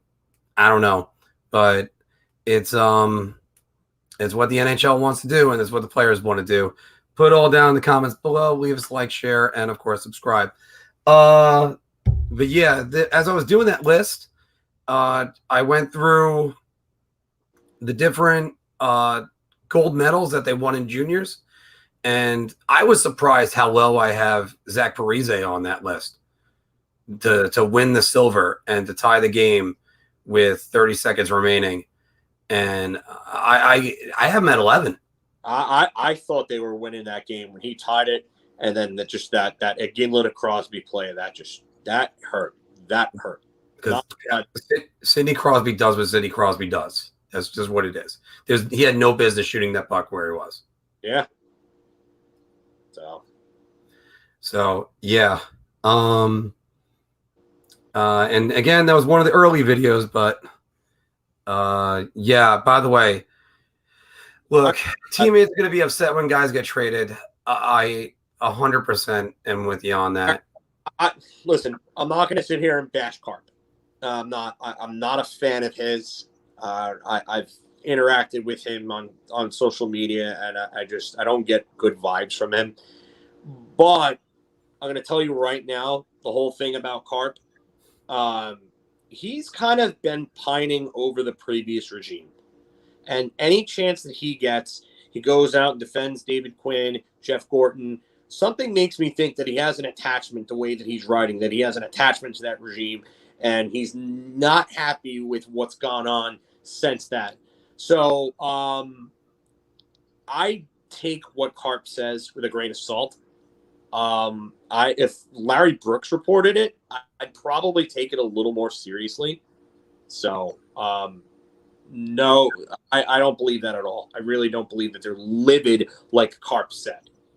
Now, Granny, to answer that, probably I'd say the number one player in the United States, or sorry, the number one American is Austin Matthews. Austin Matthews, yeah. And it's I think it's actually by a long shot. I mean, if you want to look at the top 5 American skaters right now, you're probably looking at Austin Matthews, Jack Eichel, Patrick Kane, Adam Fox, and who would be number 5? Wow, that's a good one. I'm getting word from Nathan Gravity, but I'm looking to see if there's anybody else. There's word going around that Carolina is closing in on a contract with Tony DeAngelo. Hold on, yeah. Jaden Schwartz is going to Seattle from the looks of it. Yeah, Eichel is definitely one of the top 5 American players right now. Like, just don't anybody who I get people don't want Eichel because of the injury. Austin Matthews, yeah, had Justin Bieber the last 2 events. Yeah, that's weird. Yeah, Hurricanes closing in on a 1-year deal with Tony DeAngelo. By the way, Paul, welcome to the show. Yeah, Frank Saravalli is reporting it, and if you've been following Frank Saravalli recently, Frank Saravalli has been like Adrian Wojnarowski for ESPN in his NBA coverage. He's been lights out lately. So I think Frank Saravalli is on a mission to prove that he's probably the best insider in the game today. Oh, really? Because he didn't predict 3 trades the Rangers are going to make that was going to end up with them getting Jack Eichel and Mark Giordano. Just, Yeah, like a certain Rangers beat writer. It's Enrico, but it's and again, it's one of those things that it's just sometimes when you do that and then nothing happens, then you end up with egg on your face. You're just doing it. The guy's just doing his job, but it's also best USA goalie Connor Hellebuck. Yeah, Hellebuck, and then Gibson's right there with him. Yeah, I mean, And USA is the USA is solid on defense. Yeah. That's the other thing. US stacked in defense and in goal. Canada, you have to wonder where their net minding is these days. And that's why I think the US could beat them in the Olympics if they go. I really do. I think this US team is set for a long time going forward. And the coach is Mike Sullivan, who was the assistant coach, I think, in 2014. I think he was the assistant to Dan Bilesma. Yeah, it might have been Lavalette, but anyway, can you imagine Tony DeAngelo doing the post-game celebrations in Carolina? You know what? Yeah, I actually can, because Tony DeAngelo's a goof, and that stuff's goofy. So, you know what? I think Brody is right. He fits right in with that if that's what they want to do. Now, I mean, if Tony can take being chirped by everybody about the Sebastian Aho play from the Plains round, then I think he'll be okay. But Tony's goofy. He's a clown. That's what he is. So he fits right in with that type of stuff.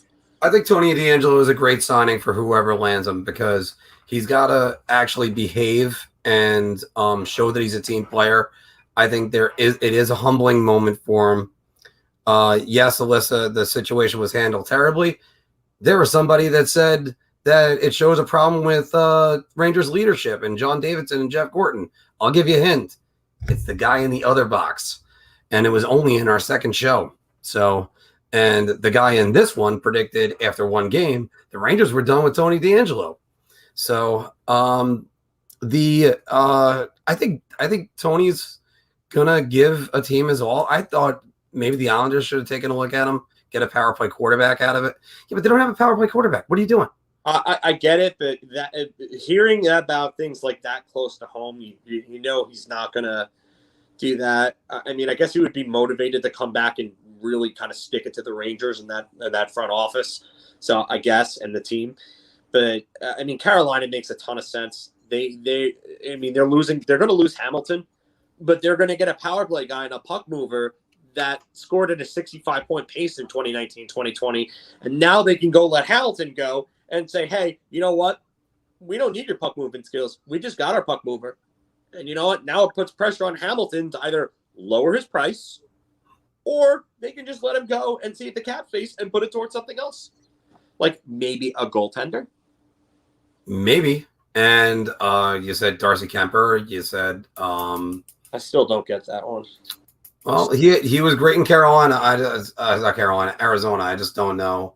Can Georgie give them lessons? And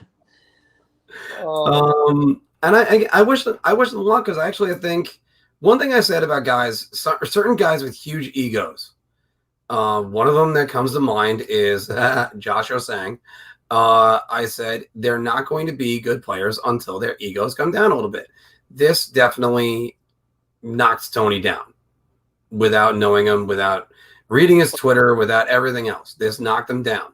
And now go get up, go fix your life, go on with your career, and also be grateful with the chance that you have with the Rangers.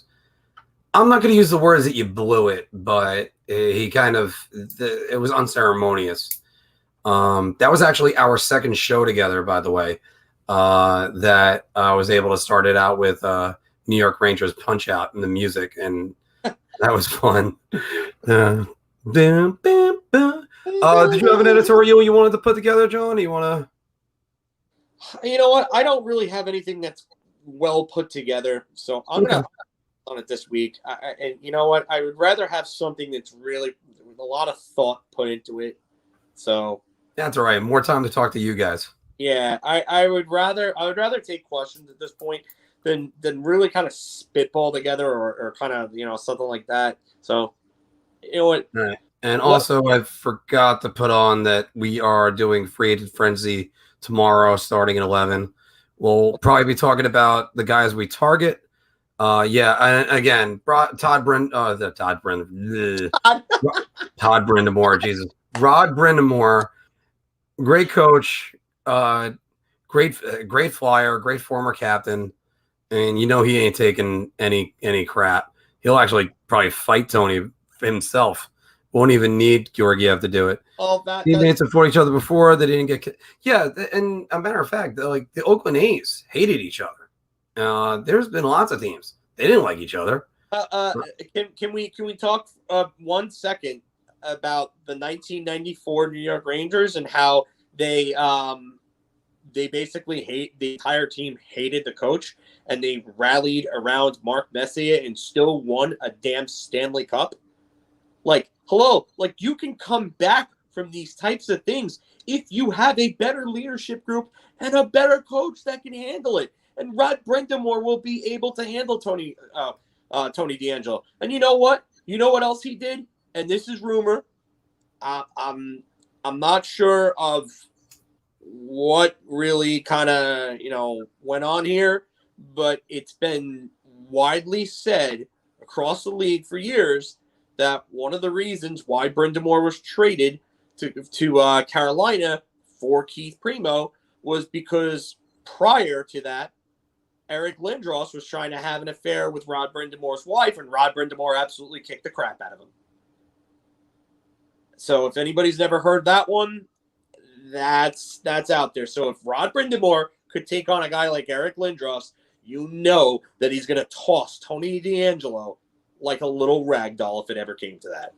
But not that I think it would ever come to that. I think Tony is going to be oh my God.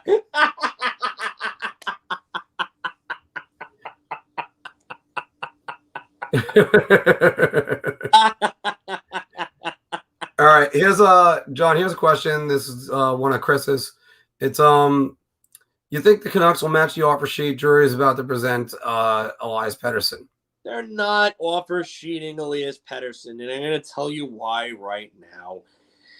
There's no way that Vancouver let's pull this up right now because I had this ready because I knew somebody was going to bring this up because I heard about this earlier on, is that Vancouver has $20 million in cap space. $20 million.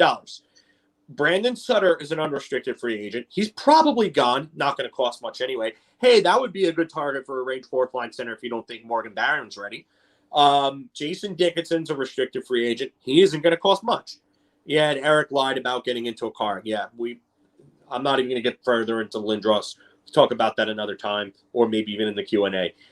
Jimmy Vesey is an unrestricted free agent. Justin Bailey and Jace Horlock, they're unrestricted free agents, but they're not going to. Horlock didn't even get qualified, so they want nothing to do with him.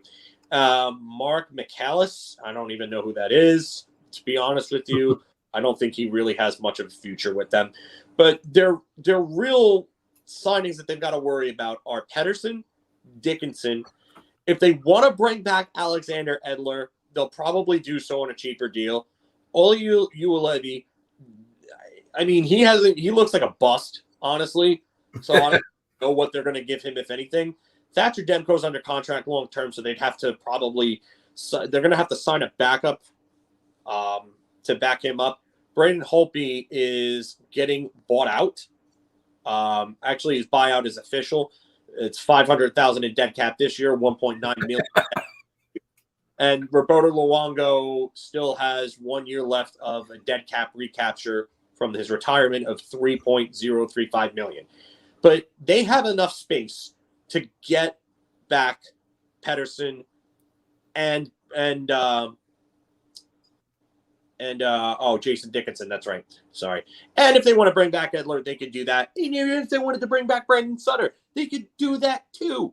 So the fact you would have to pay Elias Pettersson, who's just under a career point per game player, probably in upwards of 11 plus million, to have Vancouver not match that offer sheet.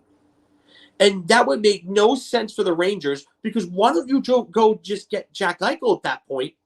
You're giving up the nearly about the same equivalent 4 first-round picks in a different way. You're getting a significantly better player in Jack Eichel, who's only, 2 years older? Pettersson is 22. Yeah, Eichel's 24. Eichel's 2 years older. That's it. Also, if the Rangers decided to say like a reasonable offer sheet him, sort of like a Sebastian Aho situation, Vancouver matches that with a heartbeat. And yeah, then you're doing the negotiating for them essentially. Yeah. So it's like, why bother? Well, that's what Montreal. That's what Bergevin did to Carolina. He's like, And Doug Waddell laughed about that. He said, "I thought I was going to have to negotiate a contract all summer." They just freaking did that. Like, how could you? It's so stupid. This is why you don't see offer sheets. It's not because of unwritten rules. It's because usually the situations that they're in are so ridiculously favored to the team that would match, because it would just be, it's just no. And since when is all right? I'm gonna address this one. Since when are point per game players 10+ million? Yeah, you know what? A point per game player is worth about 10 million in this market. But you're talking about going to between 11 to 12 to have Vancouver not match. And Elias Pettersson hasn't proven anything to be worth that much. You want to give Elias Pettersson 9 million? Sure, that's perfect. That's what he's about worth right now. But not 10.5, not 11 or 11.5, close to 12 million. That would be stupid for the Rangers. Now that we're kind of getting further away from the Jack Eichel situation, and Sean, I'm going to go to your question next in a second. Because Filk originally brought this up, and I went, yeah. Then we started getting along in that situation of, Jack Eichel. And then it became like the hot girl that you didn't think you had a shot with that suddenly said she was interested. And then right when you're on the verge, like you're hearing that she wants you to ask her out and you're about to, and then you're like, oh yeah, she's staying with her boyfriend. Oh, okay. Or maybe it's like, or maybe your work schedules don't line up or something. I don't know. Yeah, 3 dressed up as a 9. So actually, I kind of let myself fall into that going, the Rangers is going to get Jack Eichel. Then it was a question of, and I tried to put the questions of, does he fit? I'm happy they still have their prospects. And now where all they fit in, God only knows. Because after all, look at the beginning of last decade. The Rangers had 4 quality defensemen that they had in their lineup. And even if you want to include Michael Del Zotto, so 5. And then Del Zotto flopped. Michael Sauer got a concussion. Mark Stoll got a concussion. And the funny part is my dating life is just, I put it on hold. It's actually pretty decent. But I still love this self-deprecating humor. That's the real thing. So again, it's just, you kind of had this fantasy the Rangers are going to get Jack Eichel. They don't need 2 $10 million players. They don't. I just don't think they do. They can get Zibanejad signed under contract, maybe just under 10 or just about a 10. Get a second line center that's going to be good. I'm going to stop you right there, and because I had this discussion on Twitter, I think yesterday.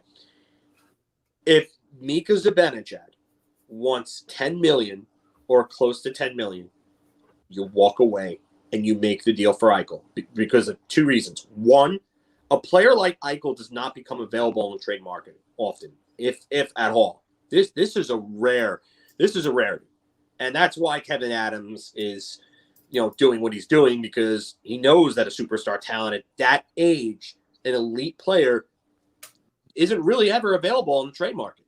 Mm-hmm. So he's trying to hold out for the best he can get. The other thing is Mika Zibanejad, and I've mentioned this before, shot at a 19.7%. Oh, God, yeah. All right. Yeah, but getting back to Mika, he's not a $10 million player. And if 8.5 might still even be too high for my blood, honestly, to tell you the truth. I think he's a $7.5 to $8 million player that just does not have the track record of being at that level long enough to earn that type of money. I really don't. And I know that fans have a lot of attachment to him because of 5-goal game and him scoring that overtime winner against Montreal in 2017 and the fact that he's been here through this rebuild. I get it. but he does not make the players around him better like Eichel does. He's going to be 29 when that extension starts. Do you really want to give a 29-year-old with a concussion history? That's the problem I have. And that's the biggest problem I have. And not just that, the concussion history, but he's not going to continue to shoot at like a 15+%. He's not Alex Ovechkin. He's not. He's going to regress more towards his average of about a 12-13% shooting percentage. And the fact that he's not a top-notch playmaker, combined with the injury history and the age, shows me that he's not a $10 million player.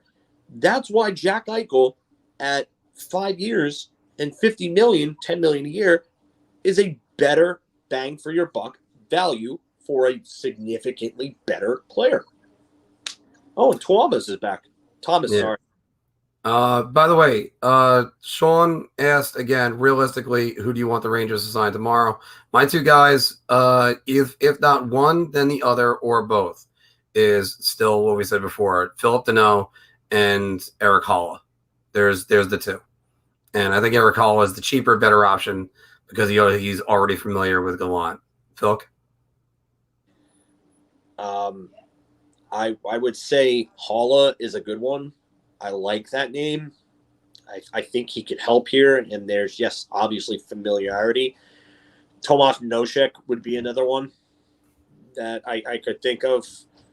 I think if they really are out on Eichel, it's Deneau. I don't think they get Deneau and Coleman. I just think that Coleman might be – I think Coleman is not necessarily redundant, but I think if you're going to add another high-priced winger, why wouldn't you just kept Buchnevich at that point? Mm-hmm. So I don't see that. I could see them going for Deneau. If Deneau's willing to lower his asking price between 4 and 5, I would go after Deneau. But something tells me he's going to look for between 5 and 6, and I don't know if you really can do that. Yeah, I mean, if you want to say that, go right ahead. I mean, get drunk if you'd like. I'll help you there. Well, my question would be, would hopefully I pronounce it right. Would Burdon need Bourbon? Or is Burdon? Okay. What do you need, Bourbon then? So, wow. I don't get why he doesn't shoot the puck more often on the power play from the OV office. Well, because he's not in the OV office anymore. I think this is referring to Mika, Sean. Sorry, Chris. I mean, but yeah, it's because that was his spot. Now his spot is in the bumper. So he's in the Braden Point spot, and he's actually thriving in that. Yeah, so, Aaron's there. It gives them a little flexibility on the power play. I saw this comment. Sorry. You go. Yeah. If Eichel is damaged goods, then what is Mika Zibanejad, who's had 3 concussions? And he could be 1 concussion away from having his career go to crap. So you're gonna talk about damaged goods. Mika Zibanejad is as much damaged goods as Jack Eichel, and Mika Zibanejad has missed more games than Jack Eichel. So I don't understand that. So, by the way, before we get too far away, so Alexander Ovechkin, 5 years, $9.5 million. He has 164 goals behind Wayne Gretzky. Does he get to him? Well, if he's going to play 4 years, there's really a chance that he could. I don't know if he continues to score at a 40-goal pace over all 4 of those years, but he could get damn close. 4 years to get 160 goals, it's more than possible, but at what point does his skating really start to slow down to the point where, he's not going to be that same player anymore, and he's really going to turn to a guy that's really just a power play specialist. So I wonder. And I would have to say he's still got like a bunch of good years coming out of him soon. So it's there. I think he gets close. I think he gets to 850. That's what I'll say that right now. Yeah. And then we'll revisit that. The thing that's amazing about Ovechkin is he has never had a major injury, and I don't see that exactly going on anytime soon. So, and he plays physical for a guy that plays as physical as he does. He never had a major injury. How?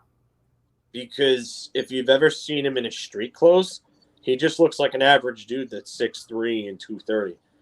He's not muscular. He's not he is a gym rat, but he's not one of those big, burly, jacked guys, even though he looks like it with his equipment on. It's crazy how he's able to skate the way that he does for as long as he does. And he looks like he's just an average run-of-the-mill human being in street clothes. So I guess that's part of it. Scott is saying Buchnevich is what is getting what Schwartz gets. They replaced him. 2 good moves for the Blues. There's a lot of people that don't like this trade in St. Louis.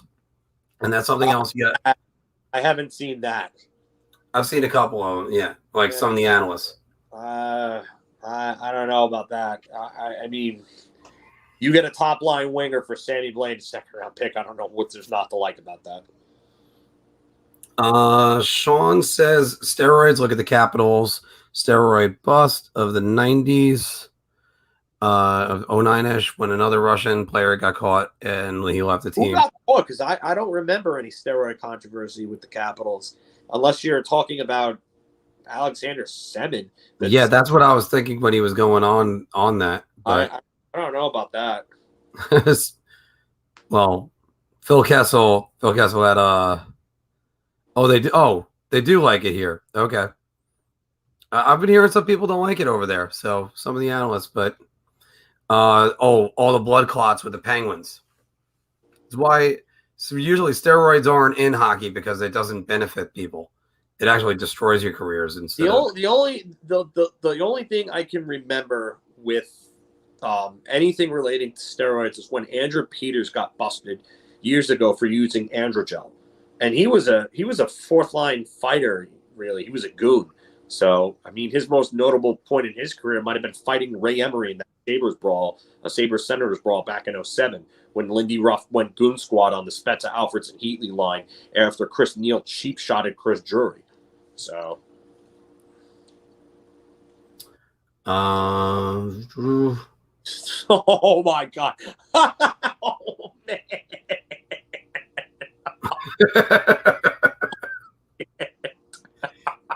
We inject plenty of snark, but we still try to keep some journalistic integrity. Well, I like it whenever the comment section can do. Oh, yeah. It can say what we can't say, because after all, it'll be like, oh, now we gotta get canceled. Why the Flyers anytime, anywhere? Well, I don't know why that hashtag is for the Flyers. Letang was like a stroke.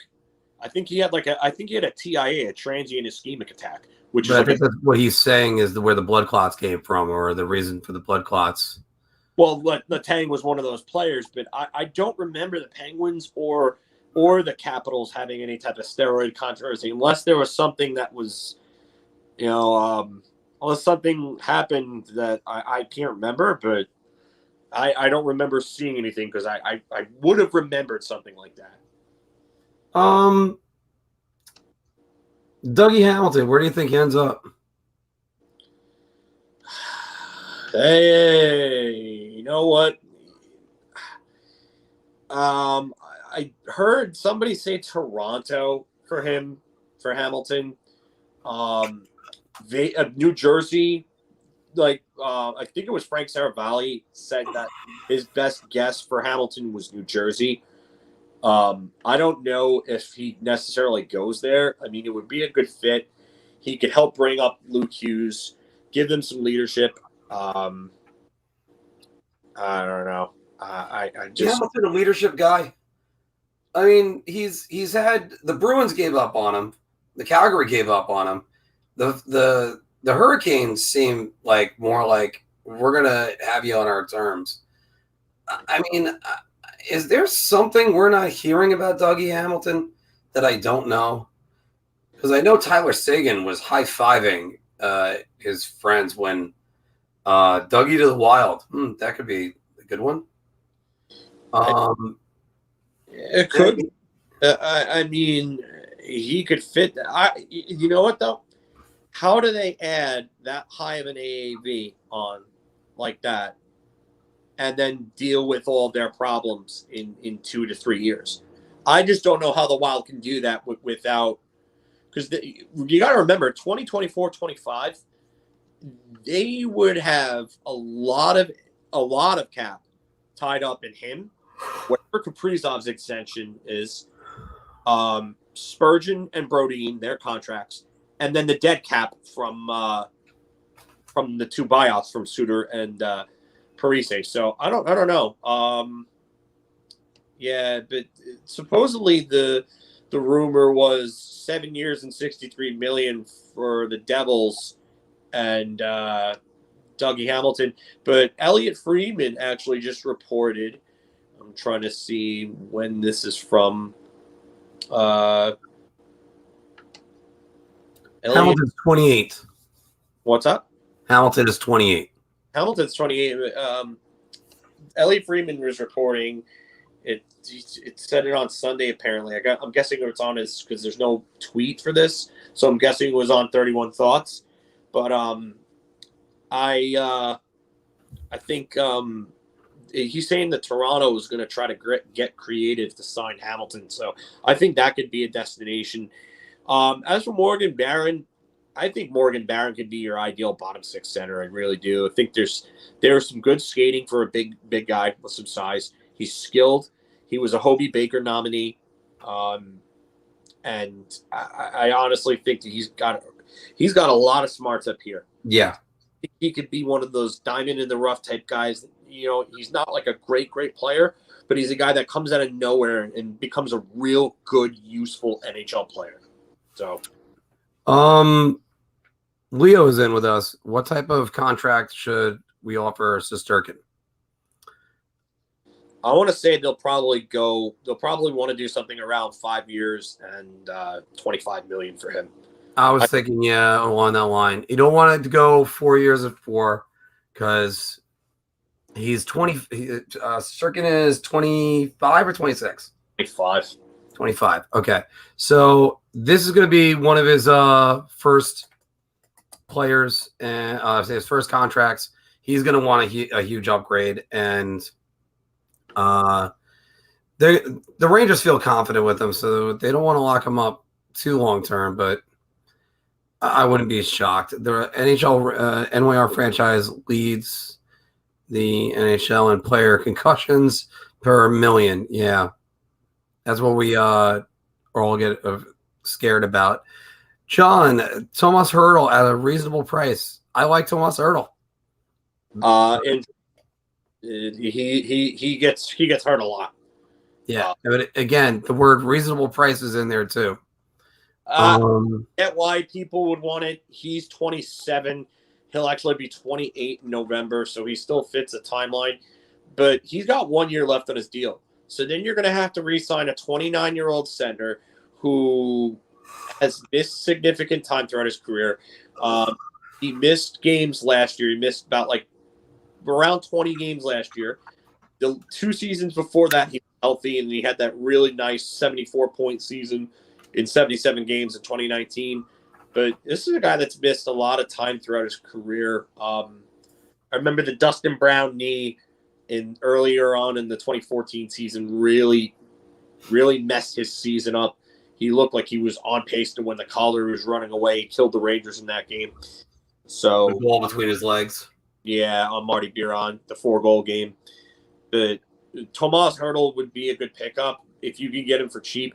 But I really wonder if you go and make that move, knowing that you have to re-sign him a year later, and he's even older than. Actually, no, he's younger than. Is he the same age as Zibanejad? He was the 2012 draft. Okay, yeah, he's a year younger than Zibanejad. So I don't know. I don't really. I don't know. I'm not as high on Hertl as some. I get why people like him. He's decent defensively. He could fit into a number 2 role, but I don't know. I don't know. I could see Ryan Strome being traded too. I mean, I definitely agree with that one. There's been irons in the fire, and a bunch of places have reported it. So I don't know. And re-sign Georgiev or find a new second goalie. I would actually investigate trading Georgiev while there's some musical chairs going on with goaltenders. And also, yeah, I mean, there's reliable backups out there, and there's plenty in the Rangers system. And also, never discount Benoit Allaire for creating good backup goalies because he can. Yeah, look at what he's done with just Steve Valiquette, who was pretty good as a backup for the Rangers. Marty Biron, who was great as a backup for the Rangers. Then we get to the guys that ended up getting us draft picks in Talbot and Ronta. And then after that, it was Georgiev. Yeah, Georgiev was the other project that was right there. I think Benoit Allaire is the best goalie coach in the league. Yeah. You want to argue Mitch Korn? Fine. I have no problem with that. Halak is out there. Yeah, decent backup at this point. I wouldn't be opposed on a 1 or 2 year deal for him. And then you trade Georgiev, you give yourself some cap space, especially if you can get Halak for $1 million or less. I mean, why the hell? Point. But yeah, I would think about trading Georgiev. I would have liked to have held on to him a little longer to try to build up his value and pull. Like the dream would be to pull a Corey Schneider with him, trade him to a team and get a first out of it, or get a young comparable player in return that can come help the team. But I'm not sure if that's going to happen anytime soon. So it would be nice. Friend of mine, Tony from Forever Blue Shirts, said, "This is the quietest it's been on Jack Eichel." Well, you know what? For one, I don't want to hear from Jack Eichel or anything about Jack Eichel. And I've already talked too much about Jack Eichel. I can't wait till I never have to say Jack Eichel's name again. But I don't know if he's moving anywhere. I highly doubt it. You know what? A lot of times these deals get made when it's out of nowhere and it's quiet. I will say this: it's part of it is because it's quiet. Drink. If only I had alcohol on me. Actually, I got a very nice Irish whiskey. But also, I have a hockey game tonight. I don't know if I'm. That also, I'm exhausted between hours of work and coverage. But I always have the energy for this, everybody, because this is what we live for. This is awesome. Yeah, I mean. Yeah. I love doing this, but I don't know. You know what? Since it's being requested, I will be right back because I am going to go and grab some of it. It's Egan's. I'll show you guys the bottle. No, it's not Proper 12. No, Conor McGregor is not being endorsed by this channel. Yeah, if Eichel moves. Like I said, I could see Vegas being in on him. I really could. If Vegas can't make a deal to get him, then maybe they trade for Ryan Strome. But then you really have to go get Jack Eichel. You can't move Ryan Strome until you get Jack Eichel. You can't, because then you're screwed, and then Kevin Adams has leverage. You don't want to do that. So, Crown Royal, another good drink. Don't mind that. I would say Johnny Walker Blue, if you're kind of just paying for a name there. It's good. I've had it before a couple of times. Goes down smooth. But, I mean, at like $200 a bottle, no, not worth it. So you can get like Chivas Regal or something like that. Get something that's pretty good, like a fraction of the price. It depends. There's like a friend of mine. We had Angel's Envy, like a $300 bottle at his wedding. It was okay, and he loves Angel's Envy. That was a $300 one.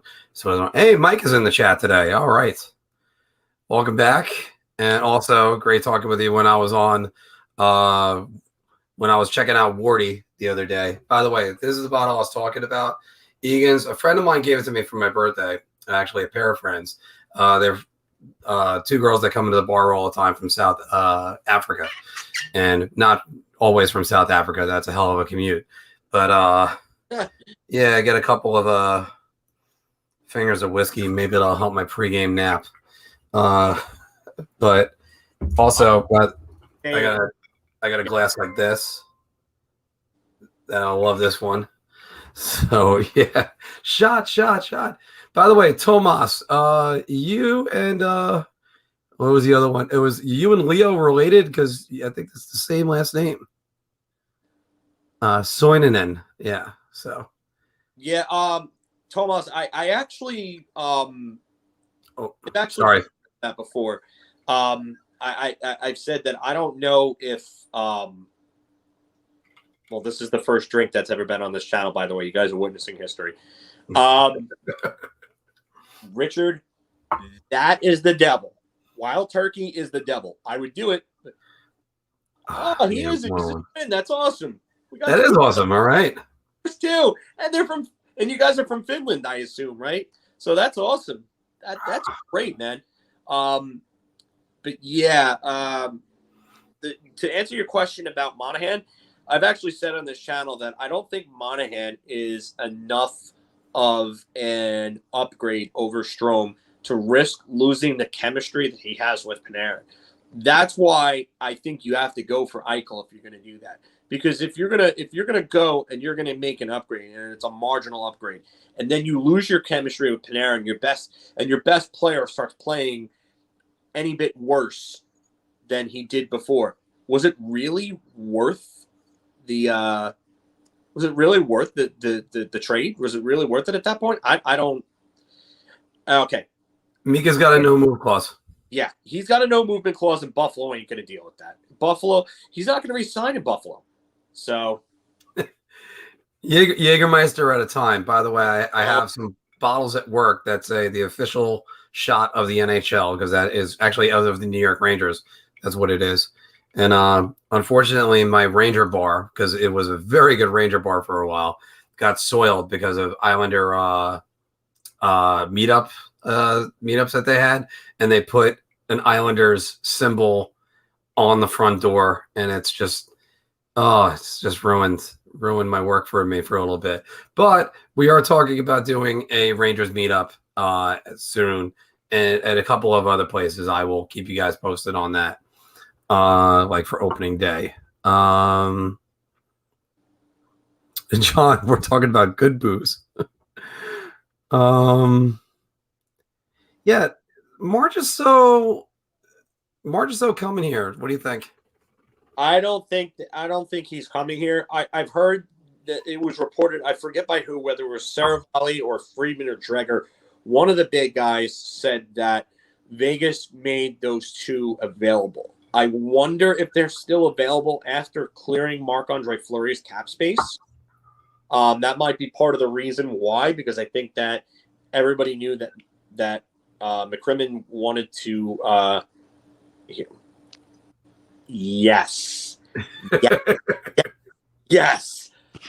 get back to Mikey's comment, though, but I heard that the two, him and Smith, were available. I wonder if it changed after Fleury, because I know that GMs were probably expecting them to move Marc-Andre Fleury because there was a rumor for that. No. Take this into existence, Sean. Stop it. Bad karma, bad vibes, bad juju. No. Yeah, go with what Leo's saying. Yeah. It's going to improve. It's going to improve. I've been saying it for the last 2 years.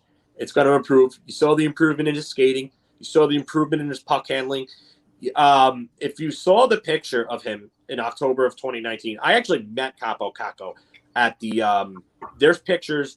I'll give them to Mark and he'll put it up and you'll see a lot more of a heavier me. I've definitely slimmed down since these pictures, but it's pictures of me, my friend Joe, and Kakko at the prospect meet and greet back in June of 2019.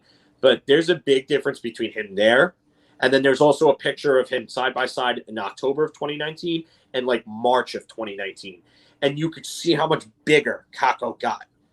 And I love his game.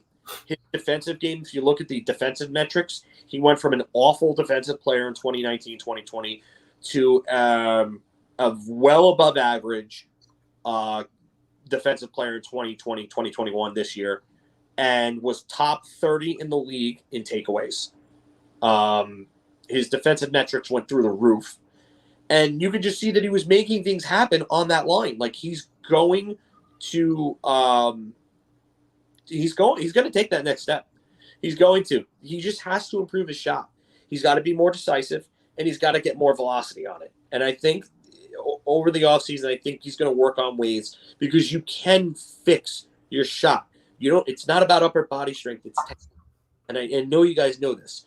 So he's going to have a shooting coach working with him. I know that the organization's going to be working on that, and they're going to work on his skating even more. They're going to work on his edge work. I mean, he fell a little too much for my liking this first couple of years, but he's going to get better. You're really going to like what you see this year, especially if he gets the top 6 minutes, which he will. By the way, John, you were talking about when you met Kakko, and that is John with Kakko right there. Yeah, that's me, my friend Joe on the right, and then obviously Kakko right there. We met a bunch of guys. I met Nils Lundqvist that day. I met Keandre Miller. Yeah, there's a picture of me and Keandre Miller as well. And Keandre Miller is just like up here, just like me and my friend Joe were like looking up to literally talk to him. He was just nice kid, really quiet, seemed kind of nervous a little bit, but my God, what a monster. And then Adam Fox was there, but we didn't get to meet Adam Fox. I didn't see him. Christ. Mark, this is where you have to put in the video, like that song I Fell in Love with a Stripper by T-Pain. Yeah, this is where you would have to do that. I like this comment a lot too, because I'm with you on this, Mikey. I think he's going to have a huge year for this team. I think he's going to take a big step forward.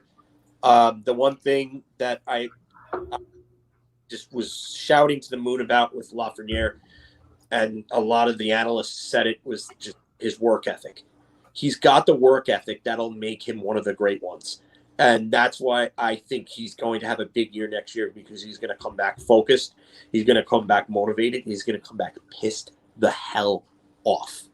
He's not happy about what David Quinn did to him, and he's going to show David Quinn up this year. I'm telling you. And another thing is, you're saying with him that he's got the determination and he's got the brains, the moxie, the know-how.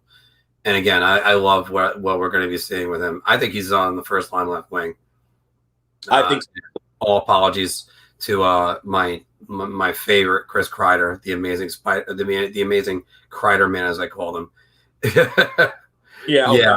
I don't know if that's a Buffalo fan, or neither of those guys are going anywhere in a Jack Eichel trade, because it was actually, I believe it was either Dreger or Freeman. I believe it was Freeman, and came out and said that Buffalo had asked for one of either Nils Lundqvist or Braden Schneider, Vitaly Kravtsov, Filip Chytil, and a first-round pick, and Drury said no to that. So good luck with that pipe dream right there, buddy. Now, by the way, just to address something, because again, we had some guys saying, what are the Rangers doing by holding up the trade for Jack Eichel with Nils Lundqvist and or Braden Schneider? Those guys, I think they're poised to be really good, and I'll take them. I'm not sure if Drury should lose his job for that. It's only been a month, and after stop. Nobody saying that Drury should lose his job. No. Stop. When this team comes out next year, make no mistake, the biggest acquisition this team made was Gerard Gallant. And when this team looks completely different next season, he is the number one reason why. Easily. Yeah. And which makes me, before I get to Joe's question, as I see right there, which makes me ask the question, is FIlip Chytil a guy that could make an incredible leap forward under Gallant, or is he just not meant for this team?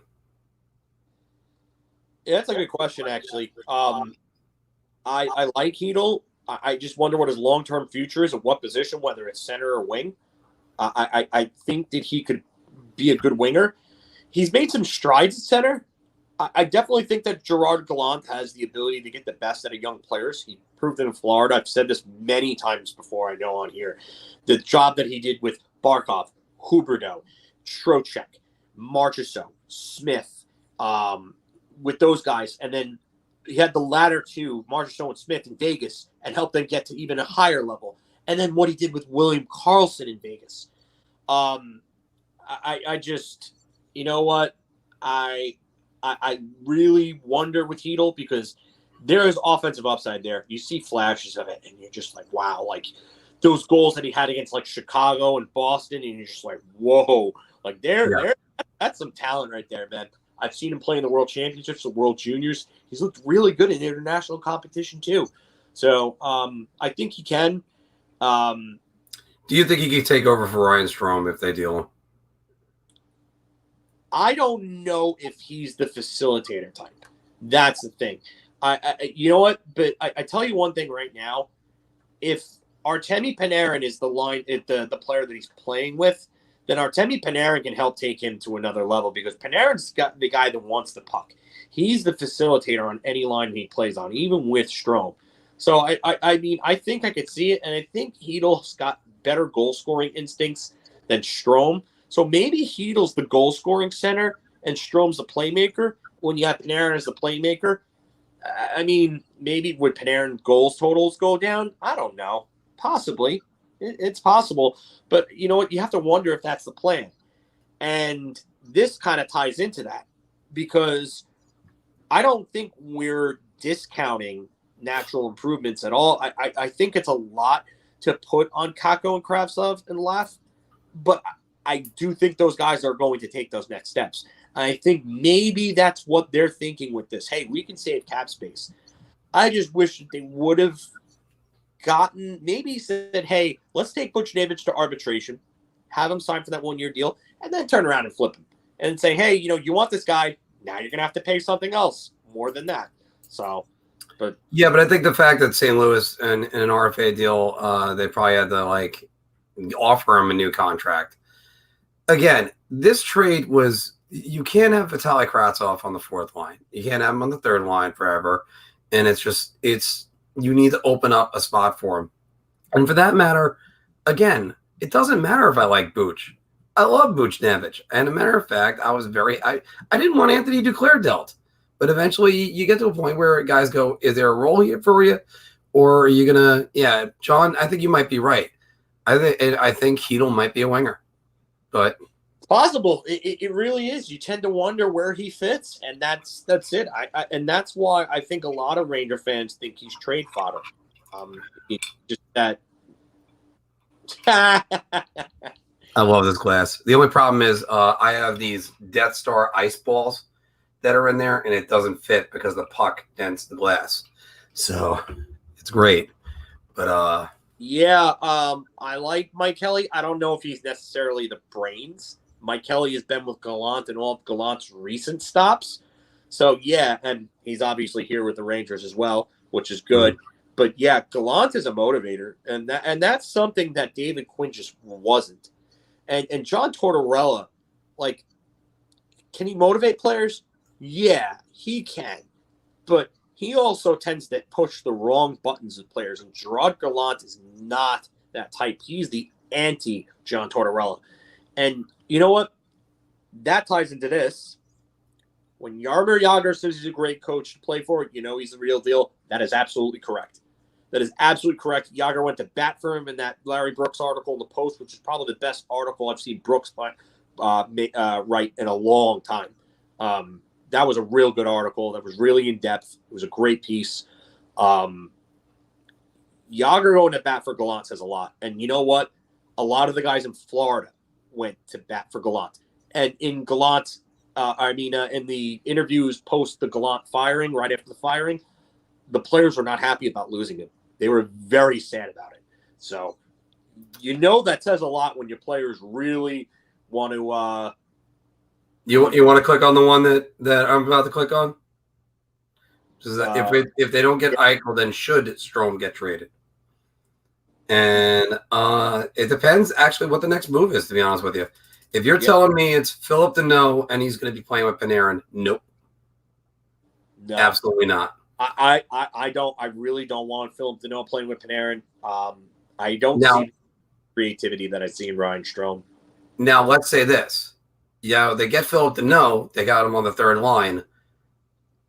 Do they keep Ryan? Do they trade Ryan Strome and move Filipino up, or keep Ryan Strome and trade Filipino, or just keep Filipino and just tell him you got to earn your ice spots? I don't know exactly where to go once they sign a 3C, a bona fide 3C.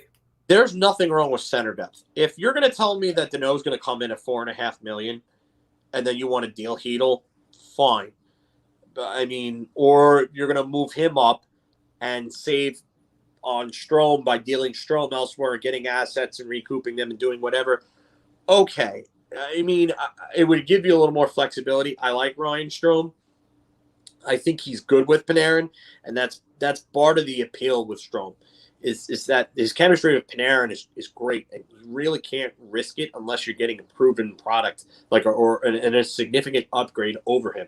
I just wonder where that upgrade is right now because I don't see it available on the market. I think the upgrade's over Chytil. Sure, but do you really? Okay. Again, you can see the look on my face. So the plan at that point would be Mika Zibanejad, Ryan Strome, and FIlip Deneau. So how do you manage $5 million or so for Deneau, another 6 to 7 for Strome, and then another 8 or so for Mika Zibanejad? Because I'm not sure if Strome gets extended beyond this. I can't go and justify getting rid of Ryan Strome for FIlip Deneau. I can't because he, from what I've seen from him, he's just not the offensive force you need to be able. That would be like getting JG Pajot and expecting him to be able to put up 70 points. Yeah, that to me, that's what that is, and I don't like that at all. Actually, you know what? I brought up his about Holla's name before, but I'm also gonna look up the stats on Deneau.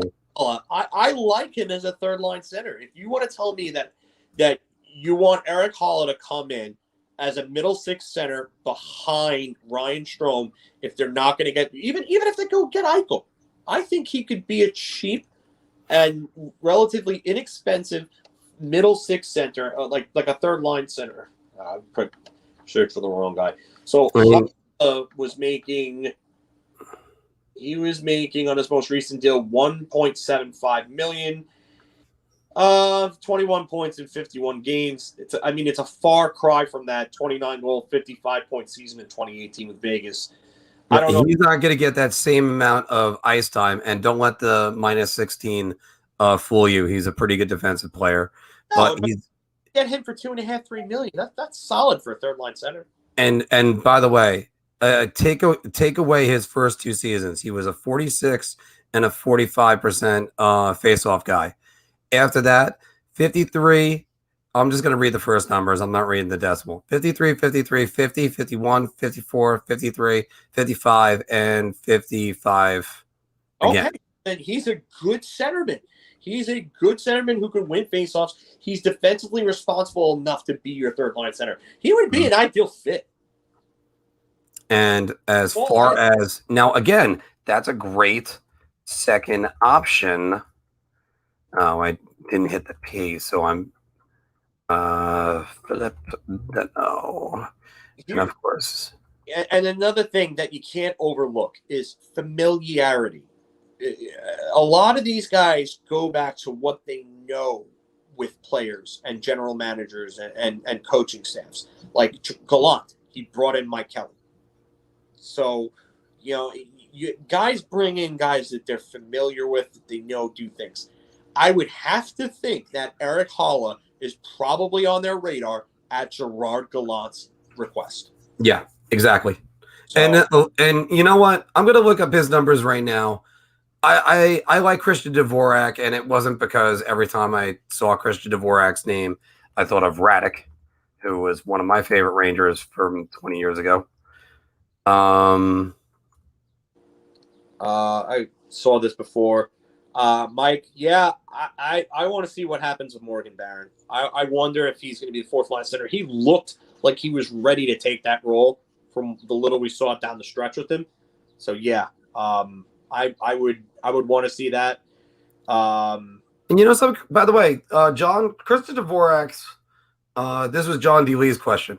Yeah. Christian Dvorak's numbers, they're still pretty good. I mean, 18 goals, 20 assists 2 years ago, 17 and 14 last season in an abbreviated year. His face-off percentage is over 50%. The 2 previous years, he was 55 and 53, and he was 55 and 55. So there's another good guy. There's another one. Yeah, Yost is available more than likely. Dvorak is probably not available because Arizona really doesn't have centers aside from him. And Elias Lindholm is possibly available. I don't know if Calgary is going to move him. I think they move Gaudreau or Monahan before they move him, or before they move Lindholm or Tkachuk. Tkachuk, the asking price is astronomical. That's not going to come down. You're going to have to overpay to the moon to get him. Stop messing with me, Sean. Stop messing with me. I figures I'm off the screen for a second, and Well, you do your thing. I can handle this for a little bit. What's Crab making? Crab is making 832,000 base. He's got signing bonuses that could get him up to 925. Yeah. Well, yeah. So I mean, he makes. Yeah. Well, I mean, for performance bonuses' sake, because I would just say 925 just for the sake of it, because I don't know what those performance bonuses are. So I mean, he's an ELC contract, so it's not really anything. By the way, sad to say this though. Yes, Richard, it is 20 years. I believe 2002 is when they traded him for Anson Carter. Wait, Radek 20 years. Radek Dvorak. No, it was the 2003 deadline. Okay. Then they turned around and they dealt him in, I think, February of 2004 for Jaromir Jagr, and then Eric Lindros got hurt right after Jagr was acquired. Yes. It was the Jason Doeg hit against Washington. Yes, Jason Doeg ended Eric Lindros' career. Former Ranger Jason Doeg, by the way, did that. So, yeah. Yeah. And he was one of those guys that I wanted from the one from the Buffalo Sabres is what you're talking about, right? What? Jason Daw? No, that's Jason Daw who played. Okay. Jason Doeg was the guy that they drafted, a young black defenseman who the Rangers, not Roman Indoor, the another one. Oh yeah! Oh wow! Yeah, I forgot all about him. He went to Washington, and he gave Lindros his last concussion in the NHL, or at least last as a Ranger. I don't remember him getting concussed in Dallas. Or now, Richard, thanks for putting it in there, because now I remember. Yeah, because I always called him Jason Doig when I was playing NHL. I always mispronounced the names. Yeah. By the way, we're all getting old, so don't worry about that one. Paul, you're right. The Kravtsov, Gallant embraces the skill guys and the grit guys. He's not just going to isolate them on different lines, and that's something else that's going to help. Here's I think I pointed this out on here. I know I've said it to you guys, but the one thing that I've loved about Vitaly Kravtsov that really stood out to me the most was the battles along the boards and the defensive play with him. And they were vastly improved from the last time he was over in the 2019 2020 preseason, and he scored that goal against the Flyers. Yeah, he's improved away from the puck, big time, and I think Gallant's going to work with him.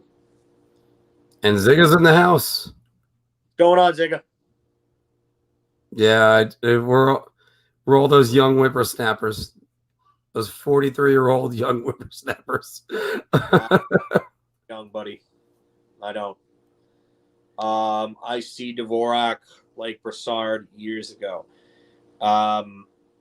Sure, yeah, that could be possible. Where he could probably elevate his game with a change of scenery. I think Christian Dvorak on a better team could probably be a 20 to 25 goal, 50 to 60 point center. But I just don't think he's available because he's literally the only good center Arizona has right now, unless you want to talk about Nick Schmaltz. I think Dvorak is better than Schmaltz, if you ask me. So, who do you think, other than obviously Nemec is going to make the Nemec is going to make, yeah, Nemeth. Oh, sorry. He's going to probably be the bottom pairing defenseman, but can somebody actually take that spot from him mid-season? And they're going to start with, I'm assuming, Rionanen, Jones, and Schneider all in the AHL. I don't know about that right now. Only because of the fact that this whole thing is obviously a clear-cut testament to try to get bigger, tougher, and stronger to play. Bigger, stronger, and tougher to play against. I don't know about it right now. I think they'll probably have Zach Jones marinate in the AHL, and I think he's going to kill it down there. And then maybe later on in the season, he'll force the team's hand again, and then they'll probably have to make a trade at that point. Maybe they've identified a different target than Eichel by that point, and they say, hey, we want to go upgrade at the deadline. They've moved on from Eichel, and they go trade Zach Jones away. But I don't see anybody doing anything with Nemeth unless he absolutely plays his way off this team. And that's possible because I really don't think he's all that great. Well, again, I'm thinking that somebody's going to earn the spot, and he's just the stopgap solution. I got to put this one up here just because, let's see, Granny asked about how much cap space the Rangers have, and my answer on that is about 21 million, I think. Yep. 21. It's going to be boom. Oh, wait, it didn't come up. Boom. 21,875,000. Yeah, just a smidge under 22 million, then yeah. And I mean, you look at those assets too. You're looking at a second round pick from the Blues next year. They still have all their first rounders. That's a lot of assets. And if you're the Buffalo Sabres, that's what you should want. But you know what? You're going to hang yourself up thinking you got a king's ransom available, but you don't. Yeah. Zigga's right, though. You look at the McCarr deal now, and you got to say that he's probably going to need around $9 million, maybe. I think Adam Fox maybe could take a discount, 8.5. I would say at least. But after seeing what McCarr got, it's probably going to be harder to get him to take more of a discount. So I don't know. Well, Mikey, that's a sign we all remember. It was this one. He was an ice kid. First off, good for you on that. And they won the cup, and the guy in the garden had the sign that said, "Now I can die in peace." Yeah, him and his two sons. I think the last name was Zaretsky. They were on the Road to Victory video. I mean, it's sad also because the one that didn't make it was Cecile Seidel, who was the president of the Rangers fan club for decades, and then there was the incident with her, and it was that's heartbreaking. You guys can look it up. I'm not describing what happened, but she was remembered by Adam Graves, and in the post game celebrations, he stopped and said that she chased the ghosts from the rafters. So that's always something. What do you think the four lines, starting four lines, going to look like if Strome is traded? That's an interesting one. By the way, Patrick Nemeth, it looks like Larry Brooks is reporting the deal is going to be around $2.5 million for 3 years. I don't like 3 years. You would have told me 1 or 2, okay, but I don't like 3 years. That does, to me, that shows that he's probably not going to be one of those guys that's off the team and getting his spot taken by somebody on the roster. So I just saw Larry Brooks' tweet. That's fantastic. Yeah, so I'm not really sure. Yeah, I don't know. I don't think the guy is a terrible hockey player. I don't think he's good though. I think he's kind of just there. He's a big body and he's physical, but I mean, if you're expecting more, if you're expecting Mark Stahl's level of play, I guess I don't know, but I just have to hope at this point Nils Lundkvist makes that third pairing, and he can absolutely move that puck. So,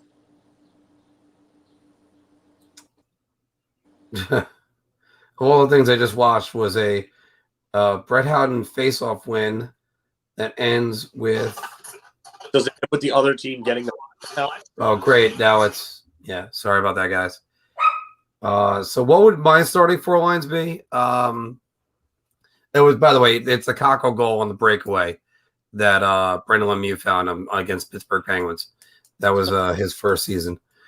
What would my starting four lines be? I would actually put I'm moving Chris Kreider down, president of the Chris Kreider fan club right here. I'm moving Chris Kreider down. Kreider, I would have Lafreniere, Zibanejad, and possibly Kravtsov on the top unit. Then it's actually, you know what? Maybe Kakko on the top unit was Zibanejad. Then go Panarin. Let's say Strome is dealt, which is what the question is. Panarin, I have to assume Chytil's still here. So Chytil and Kravtsov. So there's two guys that don't handle the puck as much, and Panarin that does. Kreider, Deneau, or Eric Haula, like I keep saying, and Barclay Goodrow. And then your fourth line is a rotation of 4 to 5 players. Probably it's Rooney, Barron, Blaze, and there's one more guy and probably a guy we're going to find out tomorrow. So I think there's somebody I'm missing. Why do I feel like this? Oh, Gauthier. Yeah, I mean Gauthier could probably be that third line guy.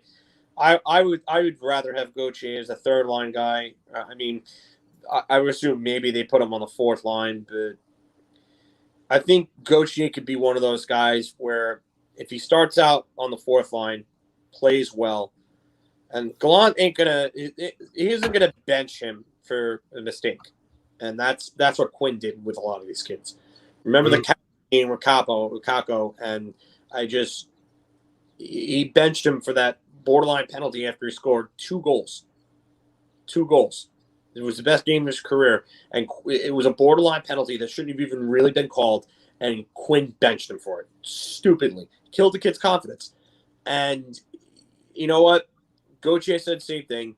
We couldn't go out and play because we were afraid to make mistakes because we get stapled to the bench. Gallant ain't going to do that. So if he starts off on the fourth line, plays well, works his way up, you can move Barclay Goodrow down to that fourth line. Now your fourth line's even better. Your fourth line could be one of Rooney or Barron, and then having Blais and Goodrow on that fourth line. That's great, man.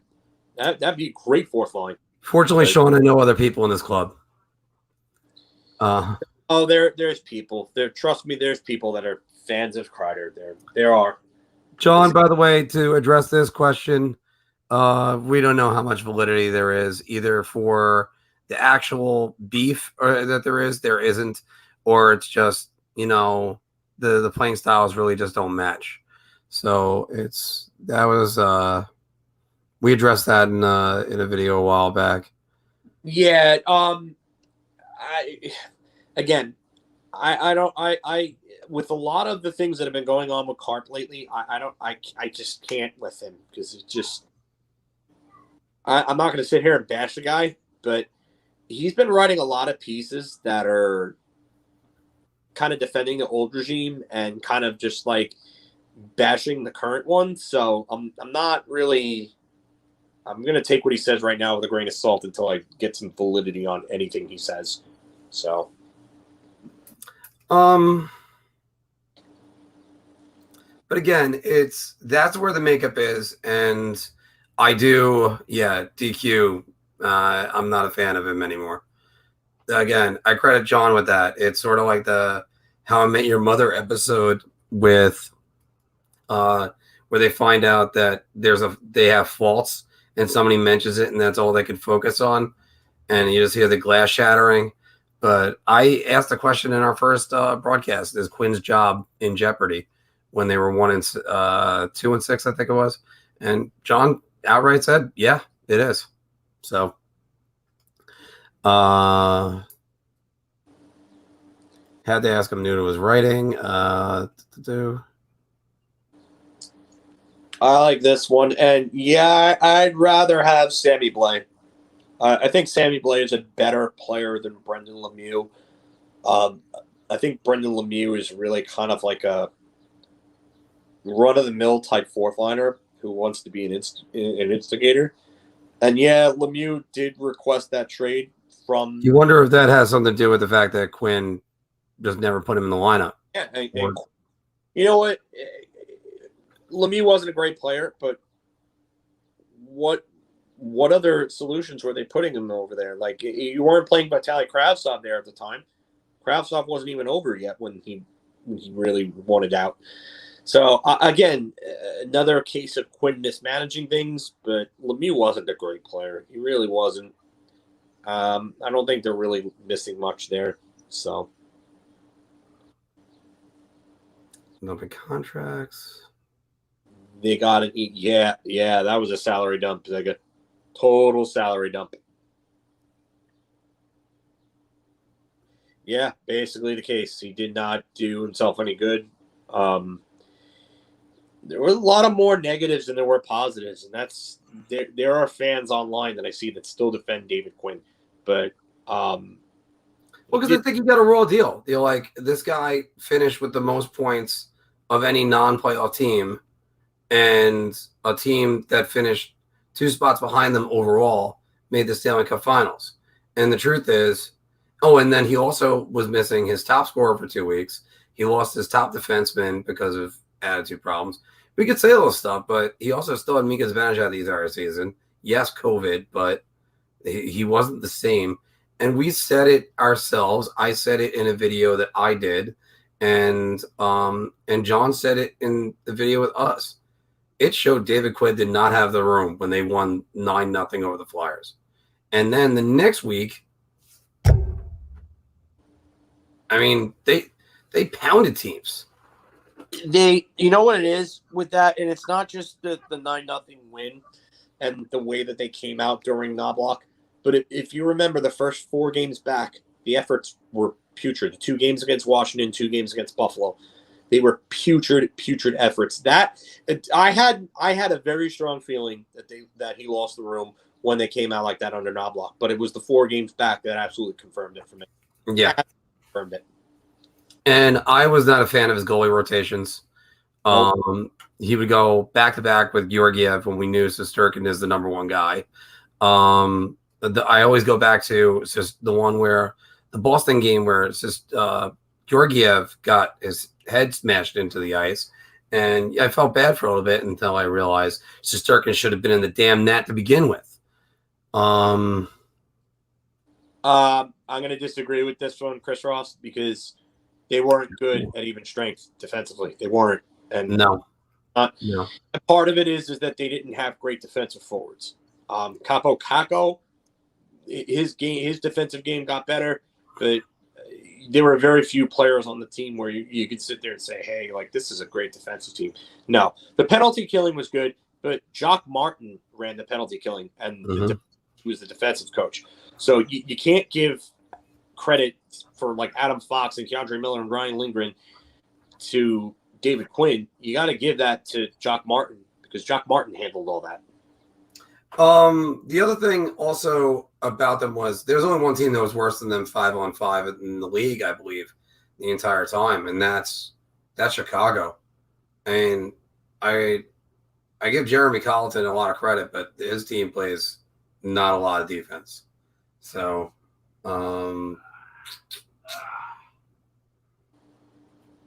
yeah, apparently DQ was on Zoom for 18 hours a day with the coaches, but you know what? Still got to coach the games. Yeah, I mean, he might have been on the calls with them, but the way that they responded to the new staff and having Drury on the bench and everything like that, it was just I knew Quinn had lost the room then, but the 4 games where he came back and the efforts are just so piss poor against Washington. Yeah, I know they won one of those Washington games. All right, so the one Washington game that they lost, where they just let Ovechkin just go in the slot for whatever reason twice in like a minute, and both times they kept Washington, in check that whole game for like the first 50 minutes of the game. It was the final 10 minutes, which they lost it. Then the next game, they came out flat for 40, and then the final 20, they absolutely blew the doors off of them and won somehow.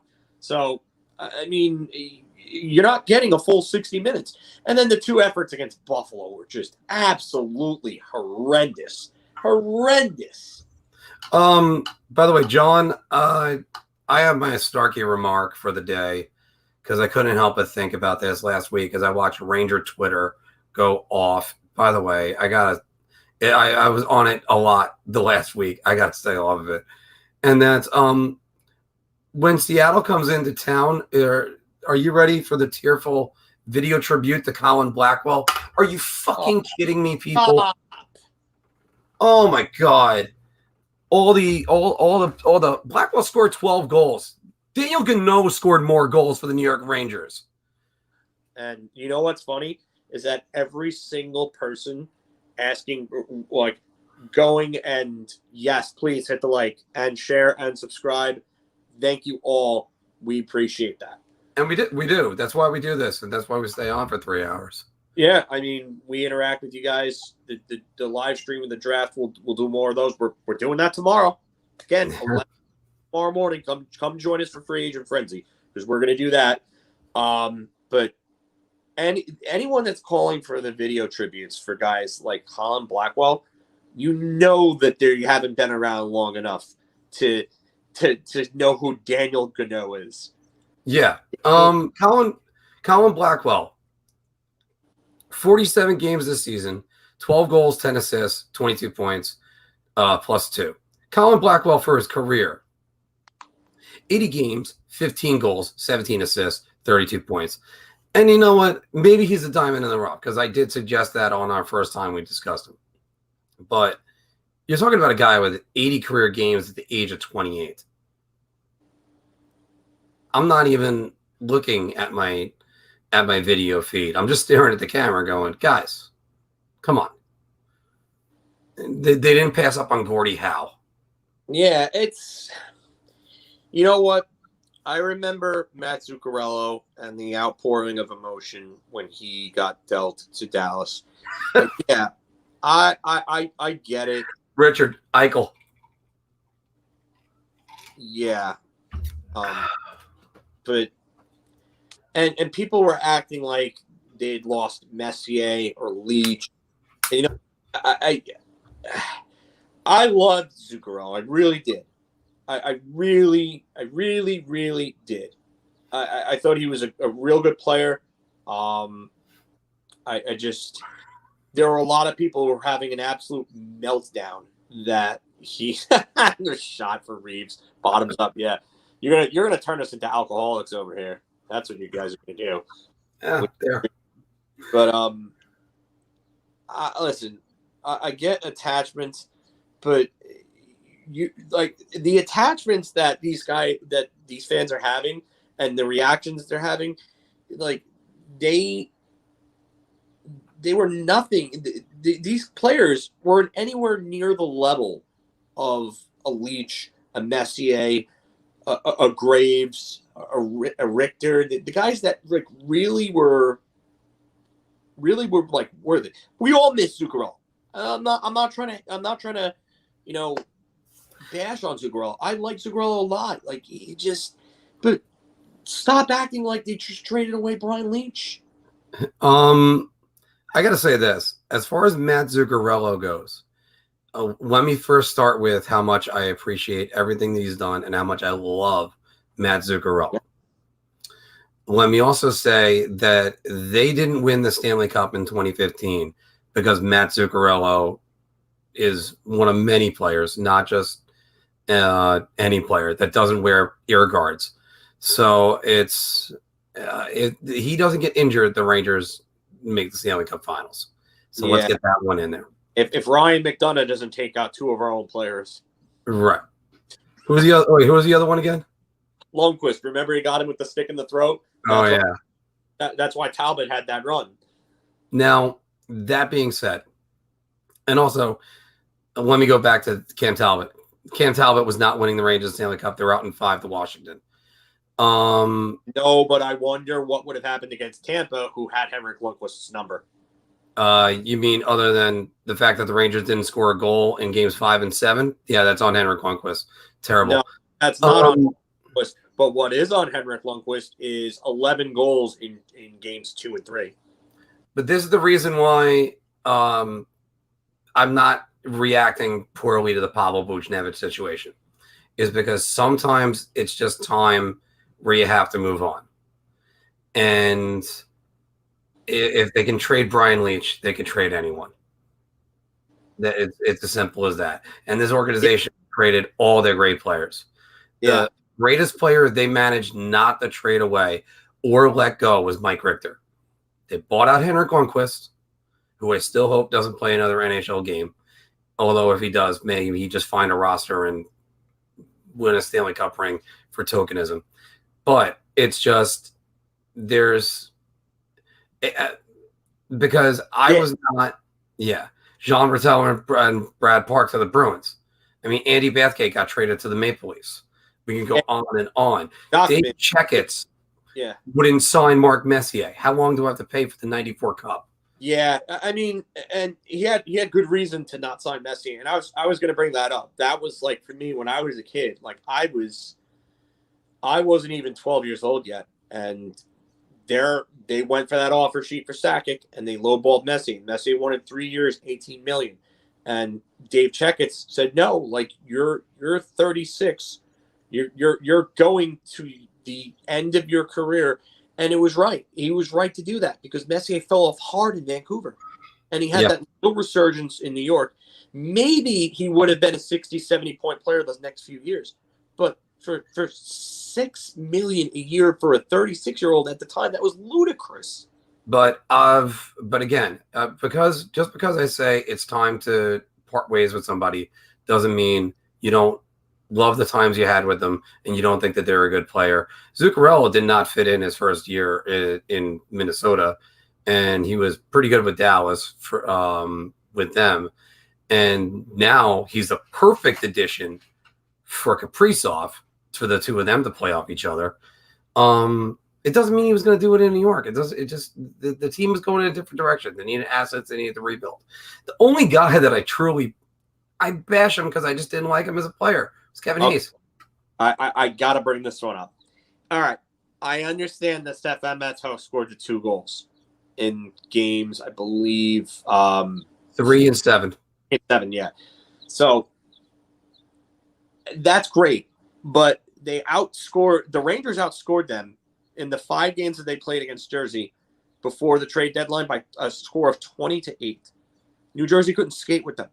That was the biggest thing. New Jersey was a slow team that just could not skate with the Devils. If you keep a Monty and Gartner, you could probably wreck them in 5 games. Yeah. And you don't, because they killed their top 6. They were lucky that Matteau was able to play with Kovalov and Larmer. And that series didn't change until game 6 when Keenan decided to take Glenn Anderson, such a great acquisition from Mike Gartner. Yeah, that was a big time improvement over Mike Gartner. Tremendous. By the way, you know who owned the New Jersey Devils that year? Yeah, number 22. Yeah, number 22 owned them in that season. But Keenan hated Mike Gartner and Brian Leetch. You're absolutely right about that, Richard. He hated them. But with that team and the way that it was constructed, they could have beaten New Jersey and not had to do that. And then Vancouver couldn't get they couldn't even compete with them. In 3 of the first 4 games, the Rangers absolutely dominated them. And then all of a sudden, the Rangers just had closeout jitters and couldn't close out the series. But let me tell you right now, give a little credit to Vancouver. Yeah, sure, yeah, but if you have those 2 scorers in your lineup and you have a competent top 6, then you can score more goals, close Vancouver out, and it doesn't get to 7. Maybe you close out on 5 on home ice. You know? All right. Here's the thing. This was my critique on Kevin Hayes. Sort of like my critique on JT Miller when I saw him, or when I used to watch him. It was just at times these guys could just control the play and play so great and dominate. Sort of like the way, Game 7 versus the Capitals. The Miller to Hayes for the tying goal on the power play. Great. There's so many times there were defensive laps, especially from Miller. And Hayes, there were so many times I just didn't see any intensity with him. So, and that was that old school? Was that it? Yeah, that's probably what it was. I mean, I liked him a little bit, but go ahead, John. You got some other comments in there. Yeah, he's Kevin Hayes is a good player. You don't go signing him to a $7 million a year deal and then try to build your second line around him. There are other guys you could do for that. I just good luck to Kevin Hayes, just not against the Rangers. Yeah, they were, and that's literally what Neil Smith said. Pulford wanted Amonte, and Keenan wanted Noonan, and he wanted Noonan. So that was why that happened, and that it definitely brought them down to the Devils level. They could have beaten them with those guys.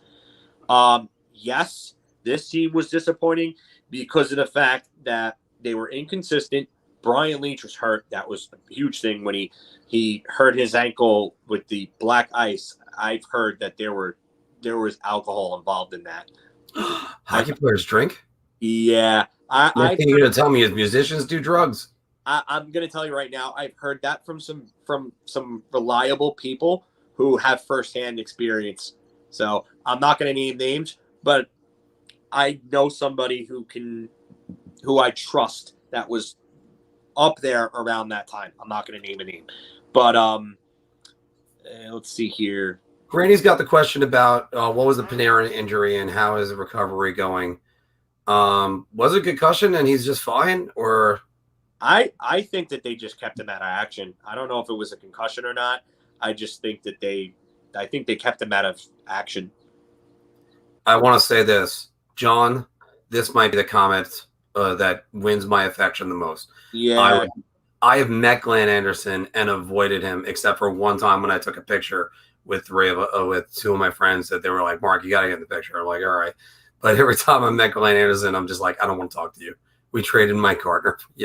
Yeah, not really.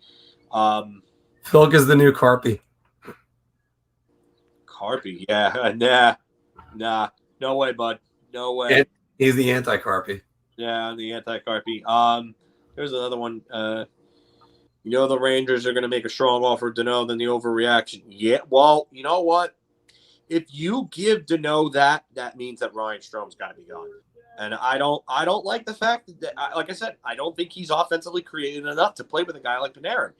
And if I'm the Rangers, I don't risk signing Philip Danault to lose Ryan Strome when Ryan Strome has great chemistry with Artemi Panarin. So I'm gonna say a big no to that. On top of that, what I'm gonna say with that is that now we have the Rangers have Danault to be, if they get Danault, let's say they get Danault, he's a matchup center. That's your third line.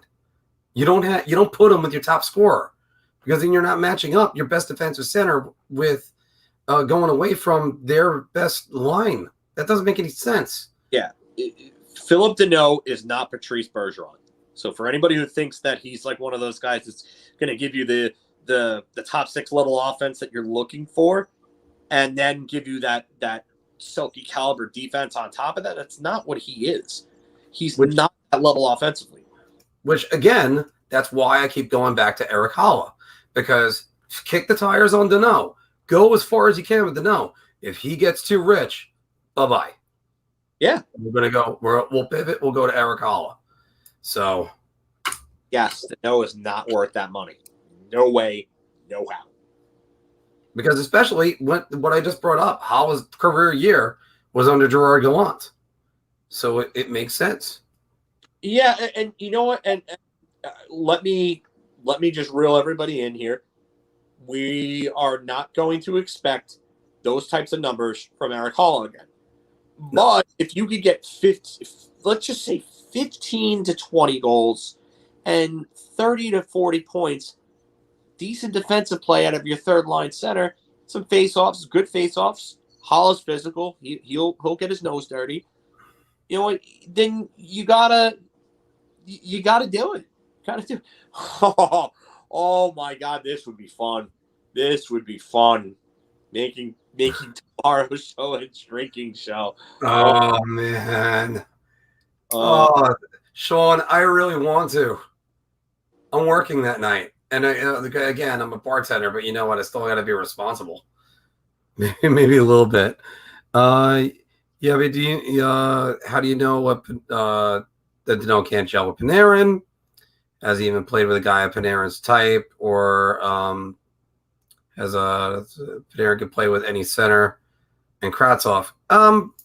It's not that Deneau can't play. It's that if they get Deneau, I want Deneau to slot in with sort of like JG Pageau for the Islanders. I hate JG Pageau with a passion. And it's because he kills the Rangers. And it's just by the way, I'll just address that in 1 second. It's just what Pageau does for the Rangers. Objectively speaking, I would take JG Pageau on the Rangers in a heartbeat. And I would have Barry Trotz be our coach. Does it sound like I'm making us into the Islanders? A little bit, but not really.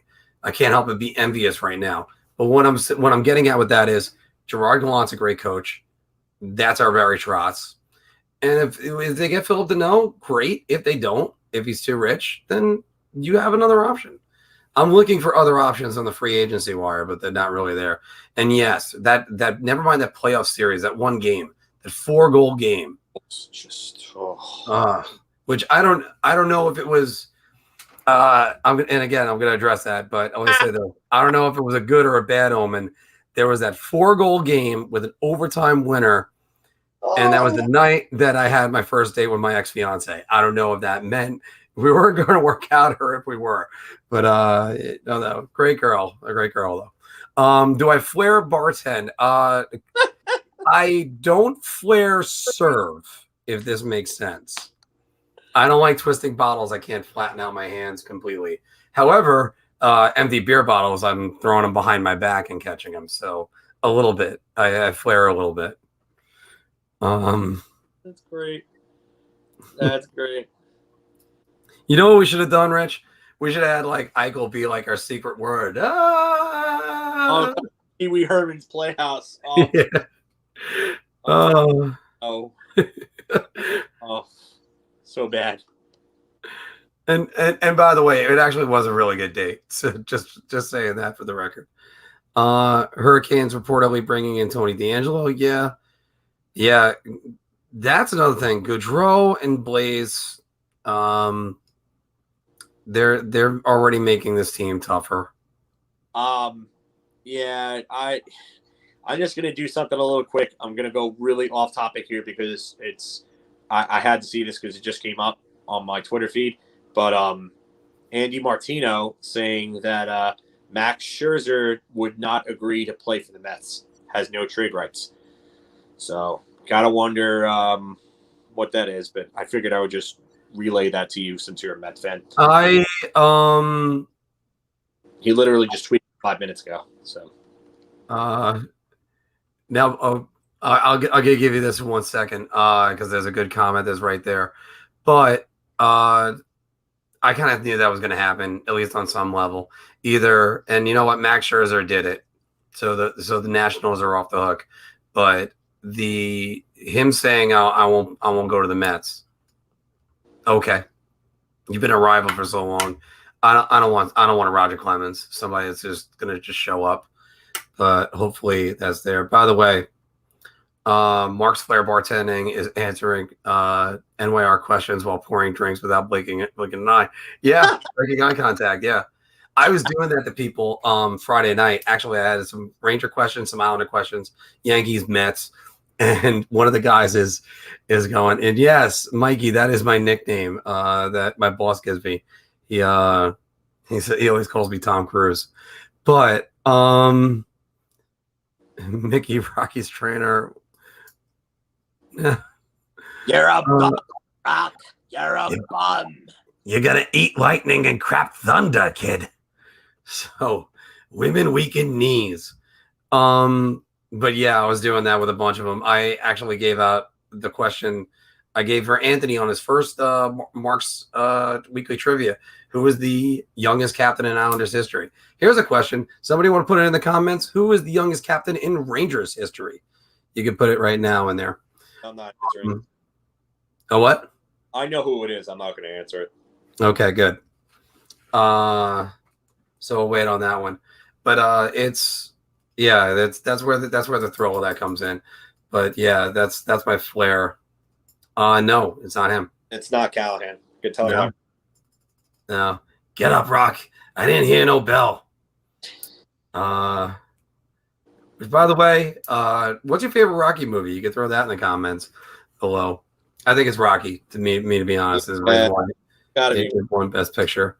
One or two were the two best ones. 3 was a really good one, and then 4 and 5 were kind of ding. There it is, Dave Maloney. Winner. Dave Maloney. Yeah, well, because that was a great moment. Stay down. But of course, that's what Rock didn't want to do. Rock wanted to go the distance. There was a point we had with that one.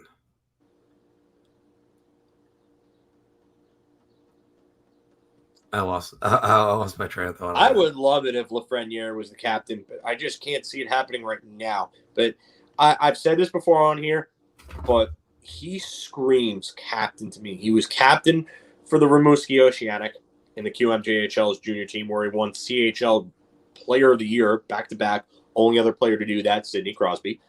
And he was captain of a gold medal World Junior winning team. This kid is incredible. He's incredible. So you know what? I'm going to tell you right now, Lafreniere is the real deal. I think he's a captain. Give it a few years. Just give it a few years. I believe, by the way, the shortest drive or the closest of Rangers captain was actually Chris Drury. Trumbull, Connecticut's closer than Rochester, if I recall correctly. I gotta check that. Yes, it is. All right, good. Yeah. Burgess Meredith, by the way. Yeah, Burgess Meredith, rest in peace. One of the great ones. Yeah. Because if not that, I always remember him from Clash of the Titans. Yes, I brought that one up, especially since last week was really Titans movie. Yeah, the original one, not the remake one. Yeah. So,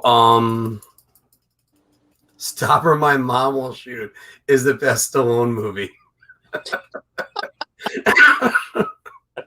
Oh, Sean, you're killing me.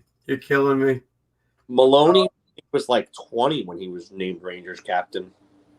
Yeah, and that was on a team. Was that on the team with Espo wasn't there yet? Espo was there? Check that. Hold on. I'd have to check that too. Jericho's own Adam Fox for captain would be a good decision. Yeah. I like that too. I think he's going to be a good leader. I think that I think he'll probably be an A. Malone, Espo was there, Sean's saying. So yeah, I think he was given captaincy in the late 70s. Espo came there in 76, I believe. okay, good, because I thought it was 75 for a minute, but I was wrong. Somebody brought up before, and thank you. Yes, we were. I'm not going to toot my own horn, but that's how it was. Captain Blood was Coach Bombay after the U.S. team got blown out by Iceland. And Ziger, remember what I said? Is it this? Why did they put on Mighty Duck jerseys and taking off Team USA jerseys? Kind of disrespectful. No, it's kind of Disney being Disney there. Oh, well, they own the Mighty Ducks, so it made sense. Yeah, I mean, let us reveal our new jerseys for our new team. So. And also, I love the comment. I think it was Sean's. I forgot whose it was. That Iceland had ice in it, and that was all the research that they did. Yeah. They played Trinidad and Tobago. Oh God. Not either one. And speaking about which, that's weird. No, that's right. It's Turks and Caicos where Anthony is right now. Yeah. It was foreshadowing for athletes of 2021 hating their country. I'm just gonna read that out loud and just keep on going. Yeah. Yeah. Poor Quinn got fired just as he was gonna make Howden captain. Oh God. Oh. Charlie saying he was a Pantera fan made me laugh. Yeah, I'll a Pantera, so poor Cowboys from hell. The Mighty Ducks was the foundation of my geography class. No wonder why I failed. As the way that I said it when they had the teacher doing it, and she's doing the class, and she said, Mike, take it easy, and don't worry, we will search for you, and also join us tomorrow for the Free Agent Frenzy. See you at noon. But also when the teacher was teaching the class and she was comparing America to other countries, she said America was like a teenager compared to all these other countries. And I looked over and went, yeah, but we got daddy's shotgun. That's the difference between America and all these other countries. I just got to step away for a second. I'll be right back. No problem. We're probably not going much longer, guys. So, ooh, yeah. Filk just got better looking. We know Filk is signed in as me because you can see actually there's my old headshot. So right there. Oh geez. It's from the old acting days. Actually, yeah. Yeah, Ziga, no, it was mine.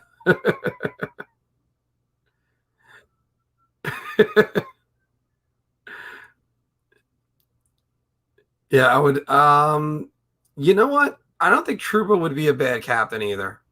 But whoever you do, just name a damn captain. It's been 3 years. Come on. Like, what are we waiting for? I would love to send that out to Paramount, but they're not looking for me anymore.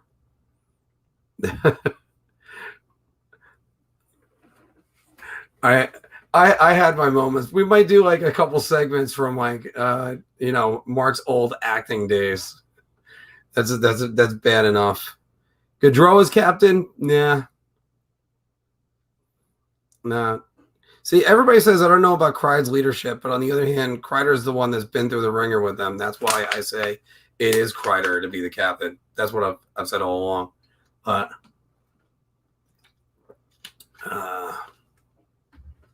Gaudreau will get a letter, maybe.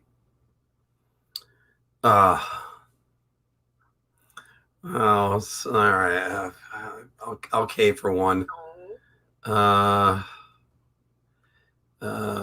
You know what? I gotta go find it. It's been a while since I put any of those up. So yeah, I think Kreider has a lot of those playoff moments where he's he's got the C and he can do it.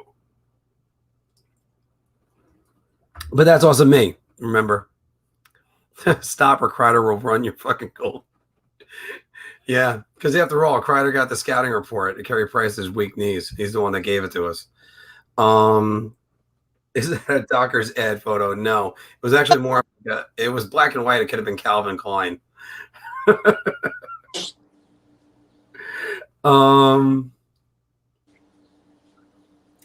See, and again, I like Gaudreau, but I don't think he's getting a letter. No. Was Gaudreau the one that was undrafted, or was that Yanni Gord? I think it was Gaudreau because he was in the Rangers property at one point. They had him in like one of their developmental camps, I think back in like 2012.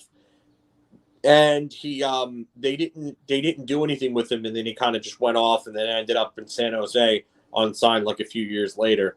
So that's how he came about. And Marchessault was also in the Ranger system. He was another one. He was in their system. He went to one of their developmental camps. They gave him a minor league deal. He played in the minors, played well in the minors, and then he knew that he wasn't going to have a future with them. So he then went to Tampa, was there for a little bit, and then he went to Florida, and that's where he really kind of went off. So, Chris, if that is correct, I will drive Ryan Strome to the airport. Yanni Gord for Ryan Strome trade. Yeah, I would love that. I would absolutely. There isn't a Ranger fan that wouldn't love that, but I would say there's no chance Tampa, not Tampa. See, that's where the mindset comes in. There's no chance I think Seattle does that. I would. It was Therrien.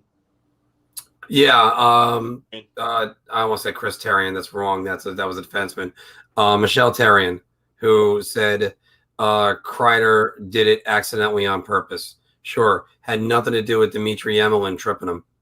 Alexis. So, yeah, I mean, Yanni Gord is, that's just wow.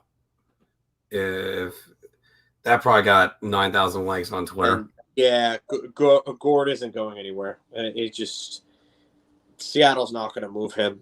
I would love for that to happen. To get Ryan Strome for Yanni Gord, but to get Yanni Gord for Ryan Strome, but holy crap, that would it's not going to happen. Zen Archer, first time seeing you. Welcome to the show, by the way. Yeah, actually, we forgot to say that too. Nice Iggy Pop picture. Yeah, I don't think Gaudreau is playing center, even though he's got good face-off numbers. Maybe he could. I would imagine he's probably playing wing because that's where he's been playing. So,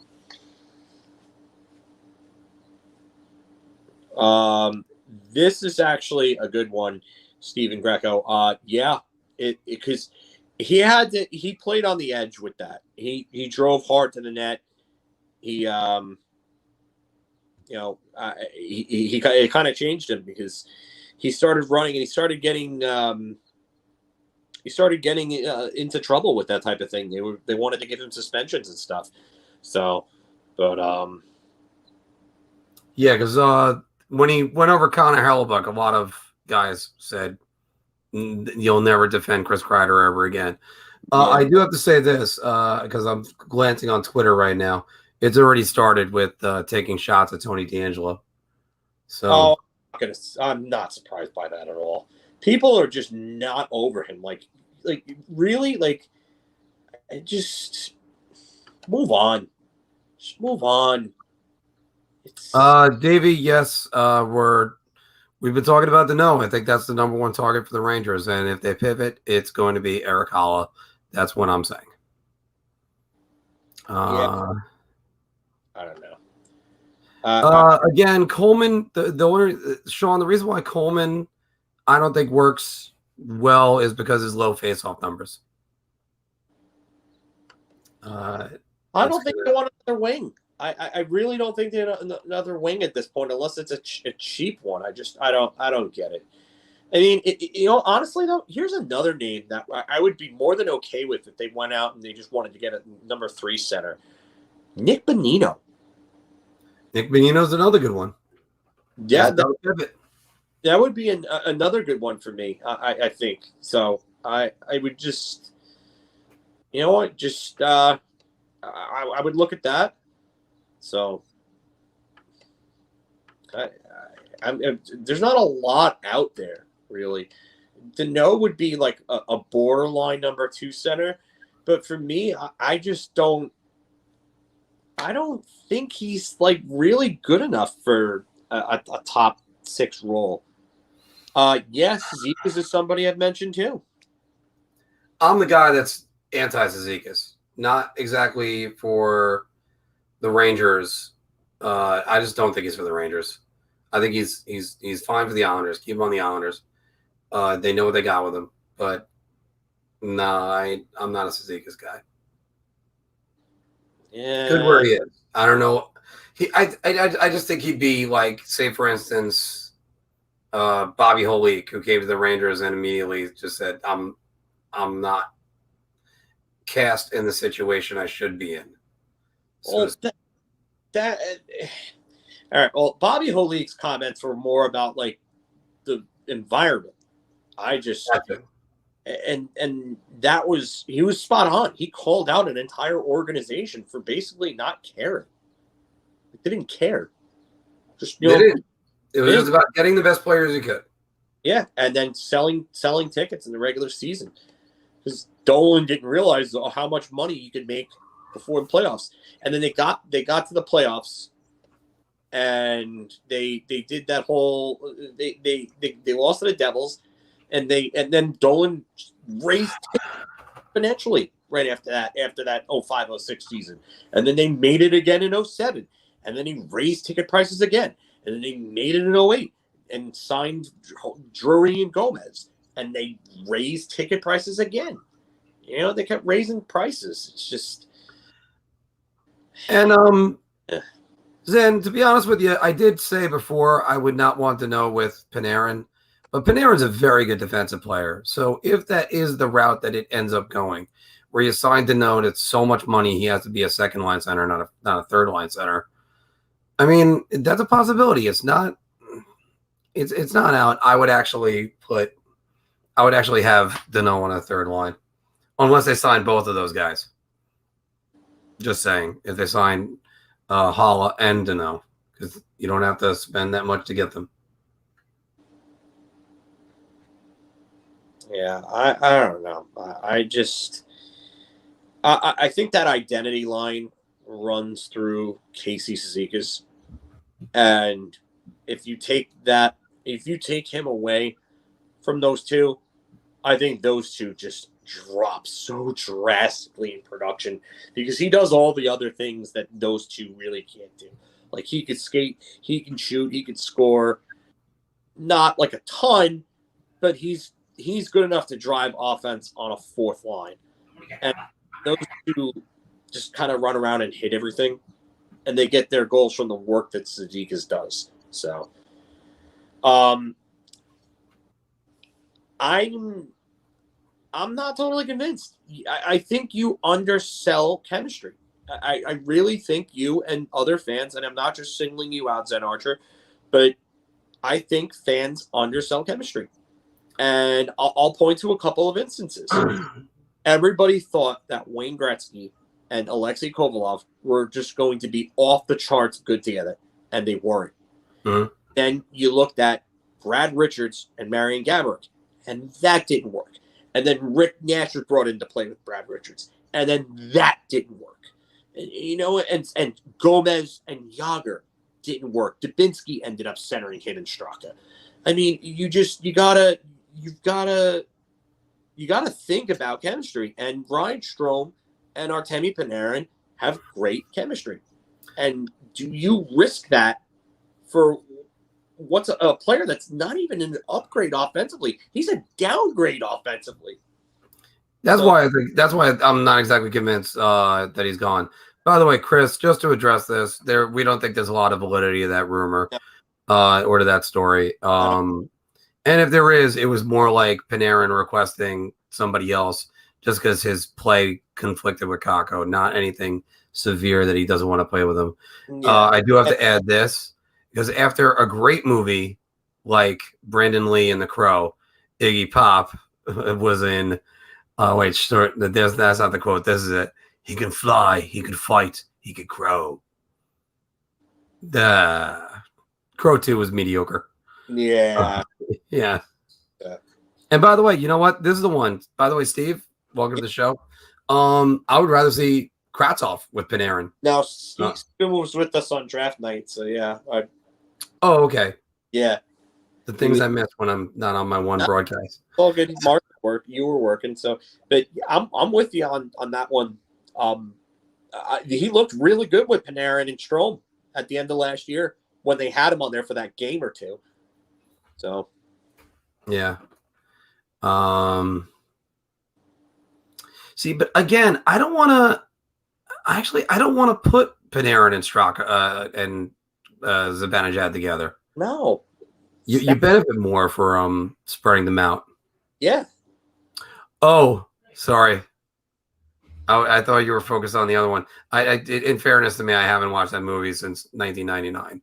So Iggy was great in Crybaby. Yes, that was right. Not so great in Crow 2. Or the girl from the Power Rangers. Also, that was in that. Let's go back to Danny. I'll actually go to this one that just came in. Will they sign Mika Zibanejad, or is he going to be traded eventually? I think no matter what, he's a New York Ranger at the end of next season. So It depends on what happens with Eichel. If you get Eichel, Zibanejad's probably gone. Honestly, like I said, if you give me a choice between a 24-year-old elite player that has the ability to make the players around him better, and a 28-year-old who has been shooting at an unsustainable percentage over the last 2 years and is going to require a contract that's going to take him to 36 years old, I'm taking the younger guy that's the better player. no one was good in the Crow 2. Yeah. Yeah. You know what's even tougher? To find anyone good in the Crow 3. So, but also, where is it? Yeah, it does depend how the season goes. One of my first crushes as the Pink Ranger. Yeah. Miss Elizabeth was probably the first woman I ever saw where I was like drop dead gorgeous. I was probably about 2-3 years old first time I saw her. And then Johnson was the next one that came along. Oh, and Danica McKellar in the Wonder Years was another early one for me because I thought cute. Like most people, Christina Applegate for me. So yeah, another one. Yeah, I can't. By the way, she wasn't in Crow. She wasn't in the Crow 2. It was the Yellow Ranger that was in one. Teeny Trinka, I think her name was. Trin. Yeah, she actually passed away right before 9/11 from a car accident. Oh, really? Yeah. Well, that sucks. Yeah. All right. No wonder why you didn't hear from her after that. I'm judging you on this one. You want to mess with me on Ryan Reeves and all those other ones that you want to mess with me on? I'm judging you on this one. That's weird. That is weird. That no way, dude. All right. Right now it's 4:40. We'll go to 5:00. So yeah, we're still here for you guys. Yeah. Because I still got some editing to do. And hopefully a pregame nap. Let's see. Because again, I still haven't decided if I'm playing tonight. Because I got Dix Hills. Hopefully the good rink. What? There's still the bad rink there? Yeah, they got the old rink there. The one with the boards that you have to get a pole to vault over them. The good news is I stretch out my groin very well every time I'm going over those boards. Oh, jeez. Which the funny part is the ice is better at the bad rink than the good rink. That's so weird. Yeah. That's part of what I hate about ice hockey. It's just you don't. It depends on where you play. If the ice is bad, it affects you. If the ice is good, well, it's good for you. It just it's, definitely something I don't miss about ice hockey. Yeah. My problem is I made that vow that they'd have to pry the stick out of my cold dead hand. I really hope. Yeah, I can't do that. I can't do the roller hockey. The offsides ticks me off. It's like, oh, you got to carry it over. Why? Not everywhere is played that way. Yeah, Tiffany Amber Thiessen was in there too. Actually, mine was Elizabeth Berkley. That was the weird one. I think it's because I just knew I had no shot at Tiffany Amber Thiessen. Also, by the way, I would have a shot at Elizabeth Berkley. I don't think so. But John, by the way, there was not only a Crow 3. I believe the Crow 3 was with Kirsten Dunst. There was a Crow 4, I believe, with Edward Furlong. So, no. That's going to be a no for me, dog. Yeah. Oh my God. Yes. Sting is my all-time favorite wrestler, so there you go. But Tiffany Amber Thiessen is Kelly Kapowski, probably one of the top, I would say, 5 most beautiful women I've ever seen in my life. Yes. All yes to Kelly Kapowski. You know what? I'm going to go to Archer for the question and then go to Magma for the answer. It's no, because unfortunately, Florida is finally good. Yeah. If they were bad, Barkov would be an option. But they're putting it together. Like, that's just, oh my God, yeah. They were a bad team that looked like they were on the down and out. And then Joel Quenneville turned things around in his second year as coach. Things started to click this year, and they ended up getting Sam Bennett. They've re-signed Sam Bennett. They got Sam Reinhart too, right? Yeah. They got Sam Reinhart too, yeah. Reinhart. And then you have Anton Lundell in the pipeline. You have Anton Lundell, who just absolutely tore it up in Liga this year. So, yeah. I mean, they're on the team that's going to be on the cusp of being great. And that's why dynasties is so hard to come by. Because if you're sitting there thinking, oh, the Rangers are going to be a dynasty. First up, by the way, win 1 cup before you're worried about being a dynasty. Yeah. But it's the other thing is there's so much these guys the competition. Florida, now you have a great head coach doing exactly what he's expected to do. There's a reason why Joel Quenneville is one of the greatest head coaches in National Hockey League history. Even if I want to say the word give top 10, he's definitely in it. He's won the President's Trophy with 2 different teams, won 3 Stanley Cups. I mean, the only time he was somewhat of and I say the word loosely, failure was Colorado. That's about it. Guy's a great coach. Yeah, Quenneville, Hall of Famer. He's actually second all time in wins. He's a first ballot Hall of Famer. He's going to get 1,000 wins in like the next couple of, I would say the next 2 years. He's less than 80 wins away from 1,000. So he's trying to get up to. He's got a guy. He and Barry Trotz have a chance at catching Scotty Bowman. They do. Yeah. So Magwick, just going to this one. 100%. 100%. That's why it's also the sport that repeats the most. Because when you know how to win one, you know what it takes to win one. That's why you get the team that just comes back and repeats.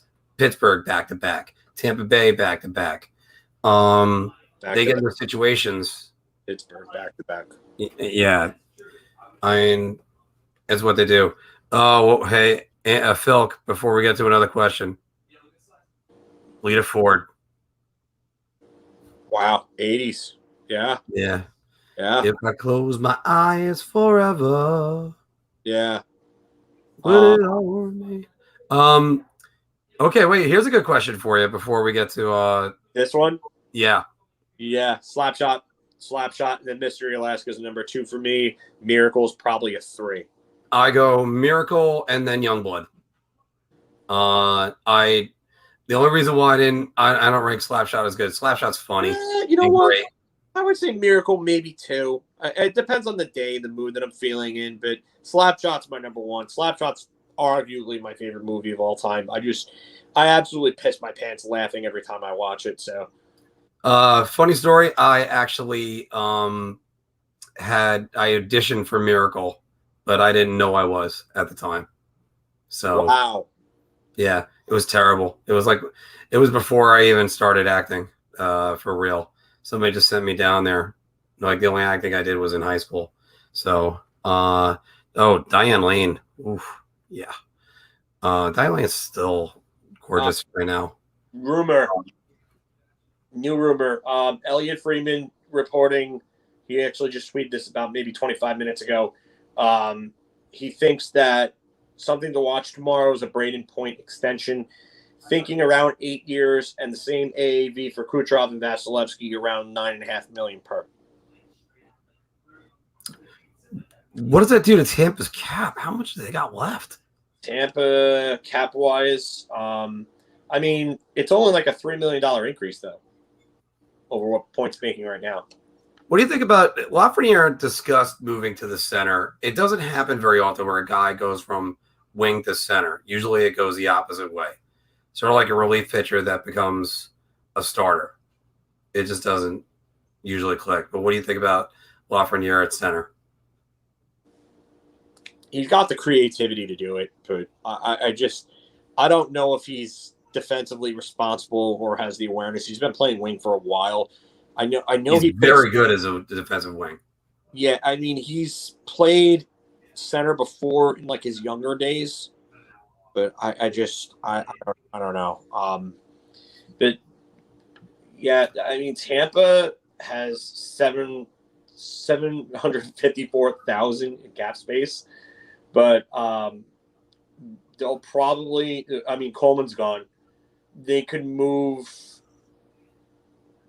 somebody else. I'd imagine they'll probably try to move somebody like Andre Palat or Tyler Johnson. They'll probably have to give up assets to move Tyler Johnson's $5 million salary. So that's how they could fit that. Or maybe even Alex Killorn would be another one that they could move. But they have players that could come up. Ross Colton's ready to contribute. Alex Barré could probably come up and play for them. I think he might be ready, and he's like pretty much their top prospect right now. Cal Foote can come up and play defense for them because David Savard and Luke Shen are going to be gone. So I imagine Cal Foote's probably going to take those minutes. But as for Laf, I just don't know if I see him as center, and I don't know if I want to tinker with that. Why do I have a franchise-type winger that I want to tinker with? I don't know. Yeah. By the way, Ziga, I'm one of those people that I watch Mystery Alaska, and I just go, number 11's Messier. What are you doing? So, by the time that movie came out, though, Messier wasn't with the Rangers anymore. Yes, but still, come on. Yeah, oh, yeah, you don't wear the jersey, obviously. You don't wear the jersey. No, you don't wear the jersey. So yeah. Not seeing anything else on Twitter at the moment. Sorry, everybody. You're probably going to see the side of my face the next day because there's going to be a lot of those. Yeah, I mean, you're going to see a lot from both of us. I mean, we're just going to be looking and trying to, check everywhere, to get you guys the next scoops that we see. I'm not seeing anything else. Ryan Getzlaf, old news, but he's looking like he's going to test free agency. I know some Ranger fans have pushed for him. I don't think Kucherov is up for a new contract for a while. No, he's under contract until I think like 2027 or yeah. Okay, so Kucherov has 5 years left on his current deal, and then he's going to be 33 when that ends. So I want to be about as close to. By the way, because you keep on saying Kucherov, it's making me think of Kuznetsov. I want to be about as close to him as close to a nuclear reactor about to blow. Yeah, I don't want to. Don't even want to bother with that.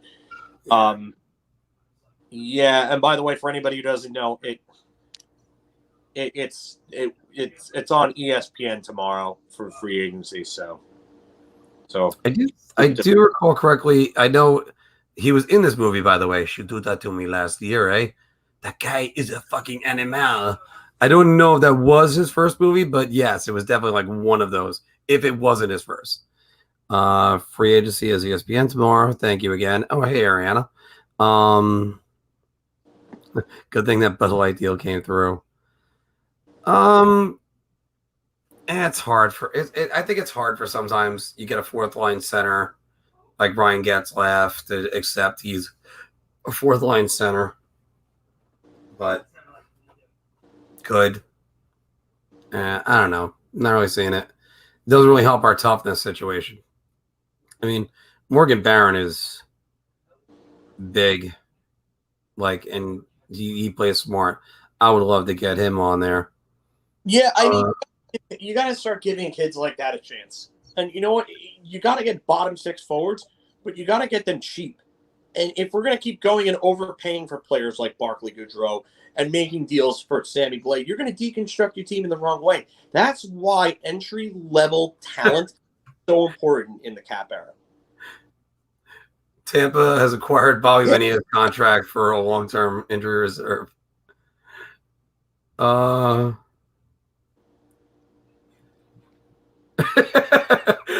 got that right. Yeah. I just saw the highlight going on. Yeah, right. But yeah, Linda Carter as Wonder Woman, just wow, back for that. And Heather Locklear even still. Yeah, still Heather great. still great looking, but she was just something else when she was back in like TJ Hooker. Yeah, she was incredible. No wonder why Richie Sambora married her.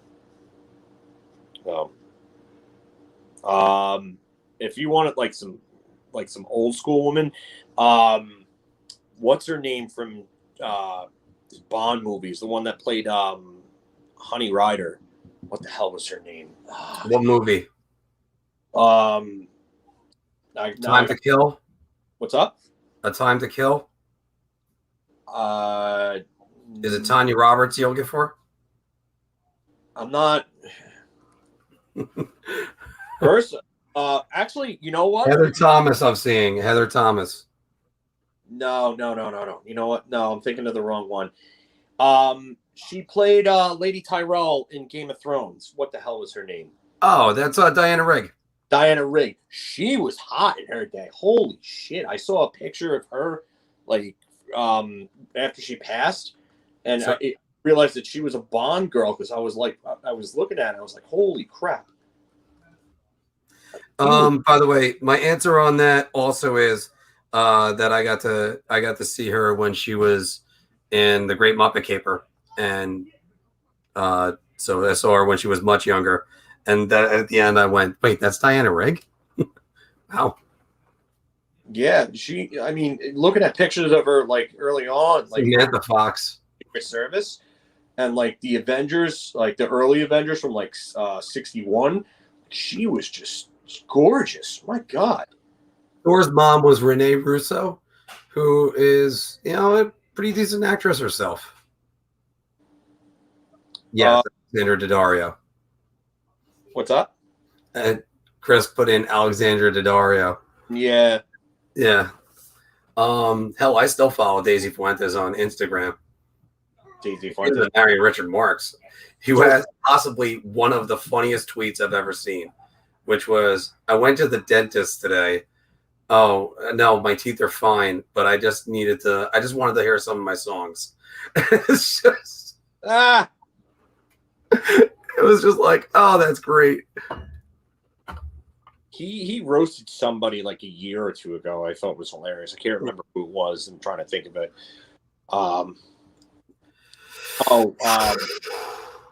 Sophia. Sorry, go ahead. So Sofia Vergara. I saw a clip of her interviewing somebody like some sort of channel, I think in like Spain or something like that, when she was like in her early 20s, and oh my God, wow. She may be the best looking woman I've ever seen. Like at that time, holy, like, wow. Her and Julie Bowen just they aged very nicely. Lonnie Anderson, Rich has got her on there. Samantha Fox, I remember Samantha Fox. Speaking of Fox, Dan has asked this question. Adam Fox has a chance to be the best New York Rangers of all time. Do you agree? If we're going to say Norris Trophy in your second season, the word chance, yeah. Yeah. Is it an uphill climb? Oh, yeah. If this is bar talk, then you got to say shot if you're going by the question and the word chance. Yes. Is he going to be? I don't know. It's going to be pretty tough to unseat Brian Leetch, if you ask me. But I think Brian Leetch is the greatest of all time, hands down. yeah, I would agree. Oh, my God. If anybody can find that, oh my God. Oh, that'd be amazing. It really would be. Sean, for the sake of avoiding cancel culture, I'm just gonna say no to Rosie. Okay. Just that's it. That's it. Because it's nice that we're about to get to 500 subscribers, and it's gonna be nice when we're finally able to make this a professional gig. But it's just one of those, it's one of those things that you have to always tread lightly with the internet, because it's just, he's a pinball wizard. There has to be a twist. yeah. Tommy, can you hear me? He's feel me, see me, hear me. Oh, see, by the way, you don't have to tone it down a little. That? Yeah. You know, by the way, Rhonda Mitra. I thought it was Rhonda Mitra, but yeah, she's hot. Kate Beckinsale. If I listed every woman I found attractive, I'd be here for a long time. Yeah, same. It's just but yeah. I mean, as long as you guys aren't posting hate speech, just don't do anything like that. Yeah. Comments respectful and clean. Othmann, I think, is going to probably go back to his junior team, if I would say so. Yeah, he's going to go back to juniors. I don't think he even sniffs the NHL. He probably won't for another, I would say, at least 2 to 3 years. Probably. And I think it's because of his to keep it under contract control. Because the prediction a lot of us are making is Chris Kreider he's probably going to be the Chris Kreider successor. Like the Chris Kreider insurance. I think better hand Kreider. I think he could be a better goal scorer, if you ask me. I know Chris Kreider's a 25 goal guy, but Chris Kreider does not have a great set of hands. He does. A lot of his goals come from speed and deflections. Yeah, and deflections and stuff like that. I think Brennan Othmann has better hands. He has better moves, and I think he's more of an offensively creative hockey player. I just wonder how much better he can actually be, because the skating is really the thing. And Othmann's made strides skating-wise, if you read up on him. So it's sort of like, again, I am a huge Chris Kreider fan, because it all started with my friend Timmy Kirkostas, who's a hockey coach at Florida, who was one of the best hockey players I ever saw and played with. And by the way, speaking about which, I didn't know this until yesterday, but my coach, Bill Alonge, who I used to play for when I played Hicksville Schools, the defenseman on my team was Marty Hughes. And Marty used to play for Apple Corps, and he had a prep school. Marty was a great defenseman. And I didn't know he is the uncle to Jack and Quinn, and now Luke is in the NHL. And always happy seeing Marty, especially when he scored a goal for Boston College. That was great. I don't know if what you guys' musical tastes are, but apparently it just came out that former Slipknot drummer Joey Jordison passed away. Ah, sucks. Yeah. Young. How old? In his 40s. I'm trying to just look at the article now. And I'm a Slipknot fan. I like Slipknot. I have, before I forget that, because I got that on I had that on Guitar Hero. That was a fun song. That's a real fun song. They didn't say how he died, right? I'm trying to load it up right now. Like, my laptop is just being slow for some weird reason. But by the way, if you're ever going to post something and you find out about this, always find out what happened, because I didn't know what happened with Chris Cornell, and I posted something relating to Black Hole Sun, to the Rangers season and the Mets season at the time. I went for a bike ride. I came back and I saw my phones blowing up. They're like, "Don't you know what happened?" And and it was just like, "Oh my God." Chris Cornell was one of my favorite artists, period.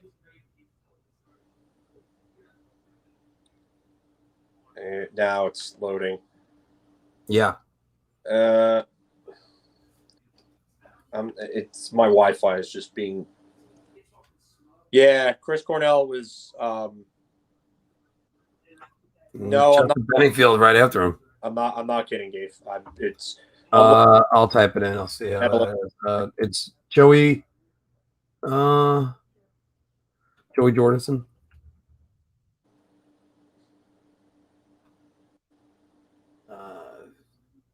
Found dead.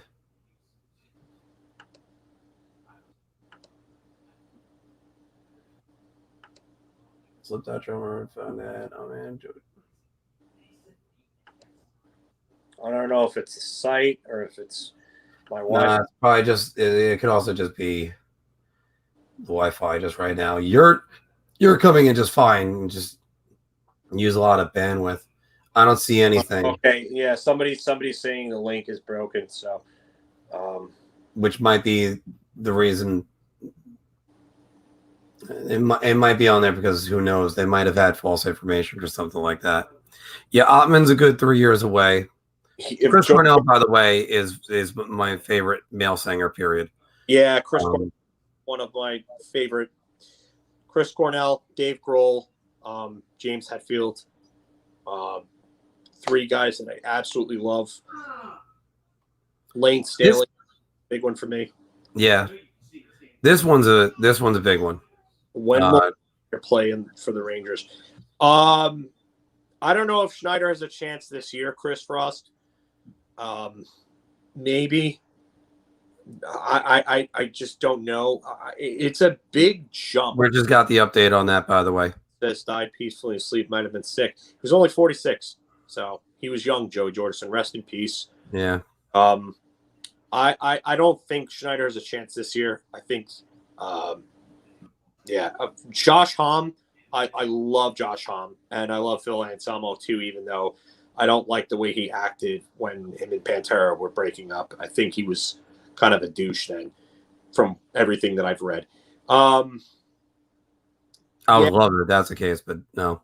Together in like a junior league below major junior. So I'm not reading too much into that. But Schneider. They were great with Team Canada. What's that? They were great with Team Canada, Wright and Othmann. Yeah. If anything, I think Schneider is next year. Not this year, but next year. I think if anything this year, maybe he plays in the AHL if they think that he's ready. And then maybe you see him at the end of the season, depending. I don't know. But I don't know if it's this year. I know he's got NHL level size. I think they want to work more on his they want him to fill out a little more and add a little more muscle probably. But I would gotta say he's probably in Hartford maybe if he's not in juniors again. Oh, so Danny, thanks for reminding me. So my friend Timmy Kirkasa said to me that there's two players he said the Rangers need to make sure they keep. One was Chris Kreider, obviously, and I was on the Chris Kreider bandwagon with that. It's like that kid's going to be a beast. Kreider still has never fulfilled his potential, but he's still a real good player. Anyway, the other one was, and he said, mark it down. It's Mark Savard. And this is all the way back to when we were in high school together. And I'm like, all right, well, sure. And sure enough, it took Mark Savard 4 years, but eventually he became maybe 5 years. He became the player we all thought he could be. Unfortunately, Matt Cook didn't want him to be anything. You started seeing it in Calgary. Just right away, you started seeing flash. You saw flashes of it in New York, and they just did not. I don't know why they didn't have the patience to stick with him, but no, because Jamie Lundmark was going to be the center of the future. Oh God! Oh, which I think that reminds me. Hold on, because among my pieces of memorabilia I have around here, Jamie Lundmark.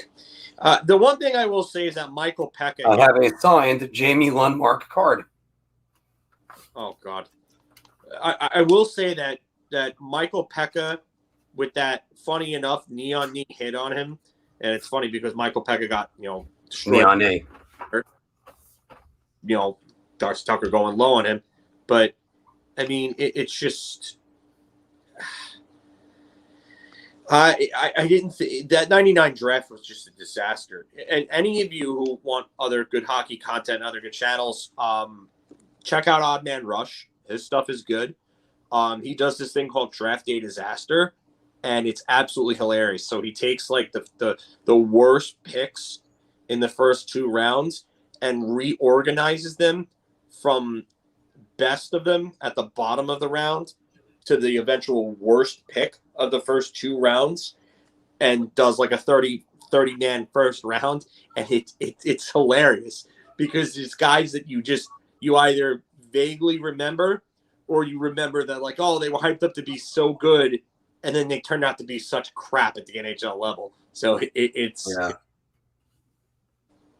But yeah, it's just some of those drafts. The drafts you could always look at in hindsight. It's hard to look at them in foresight to figure out what is what. All right, so we're actually going to sign off right now. Because we could do this all day. We may be having a giveaway soon. We'll let you know about that.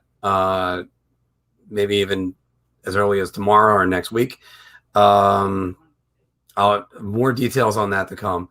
Again, we love doing this, guys. I just worked 10 in bar 6 days and don't have another day off until next Tuesday. So it's a pleasure to be doing this. This is the reason why we're doing this. So you guys keep on commenting, keep on liking, keep on recommending us to other people, and we'll keep on making videos for you.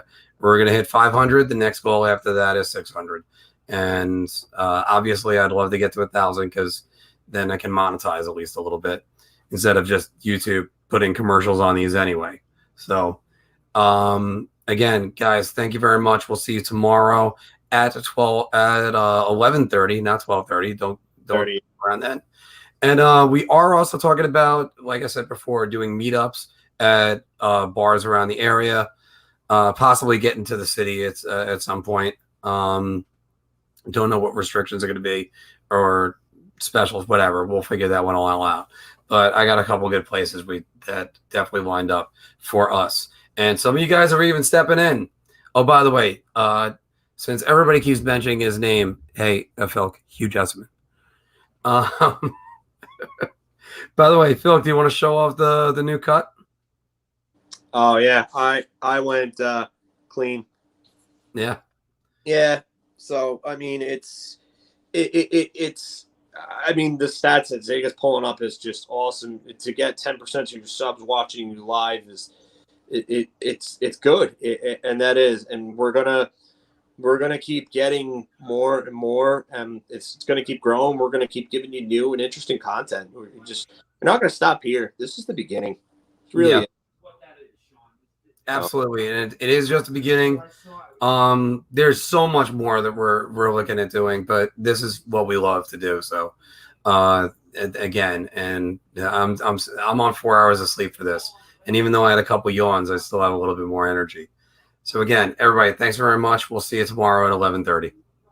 Have a good night.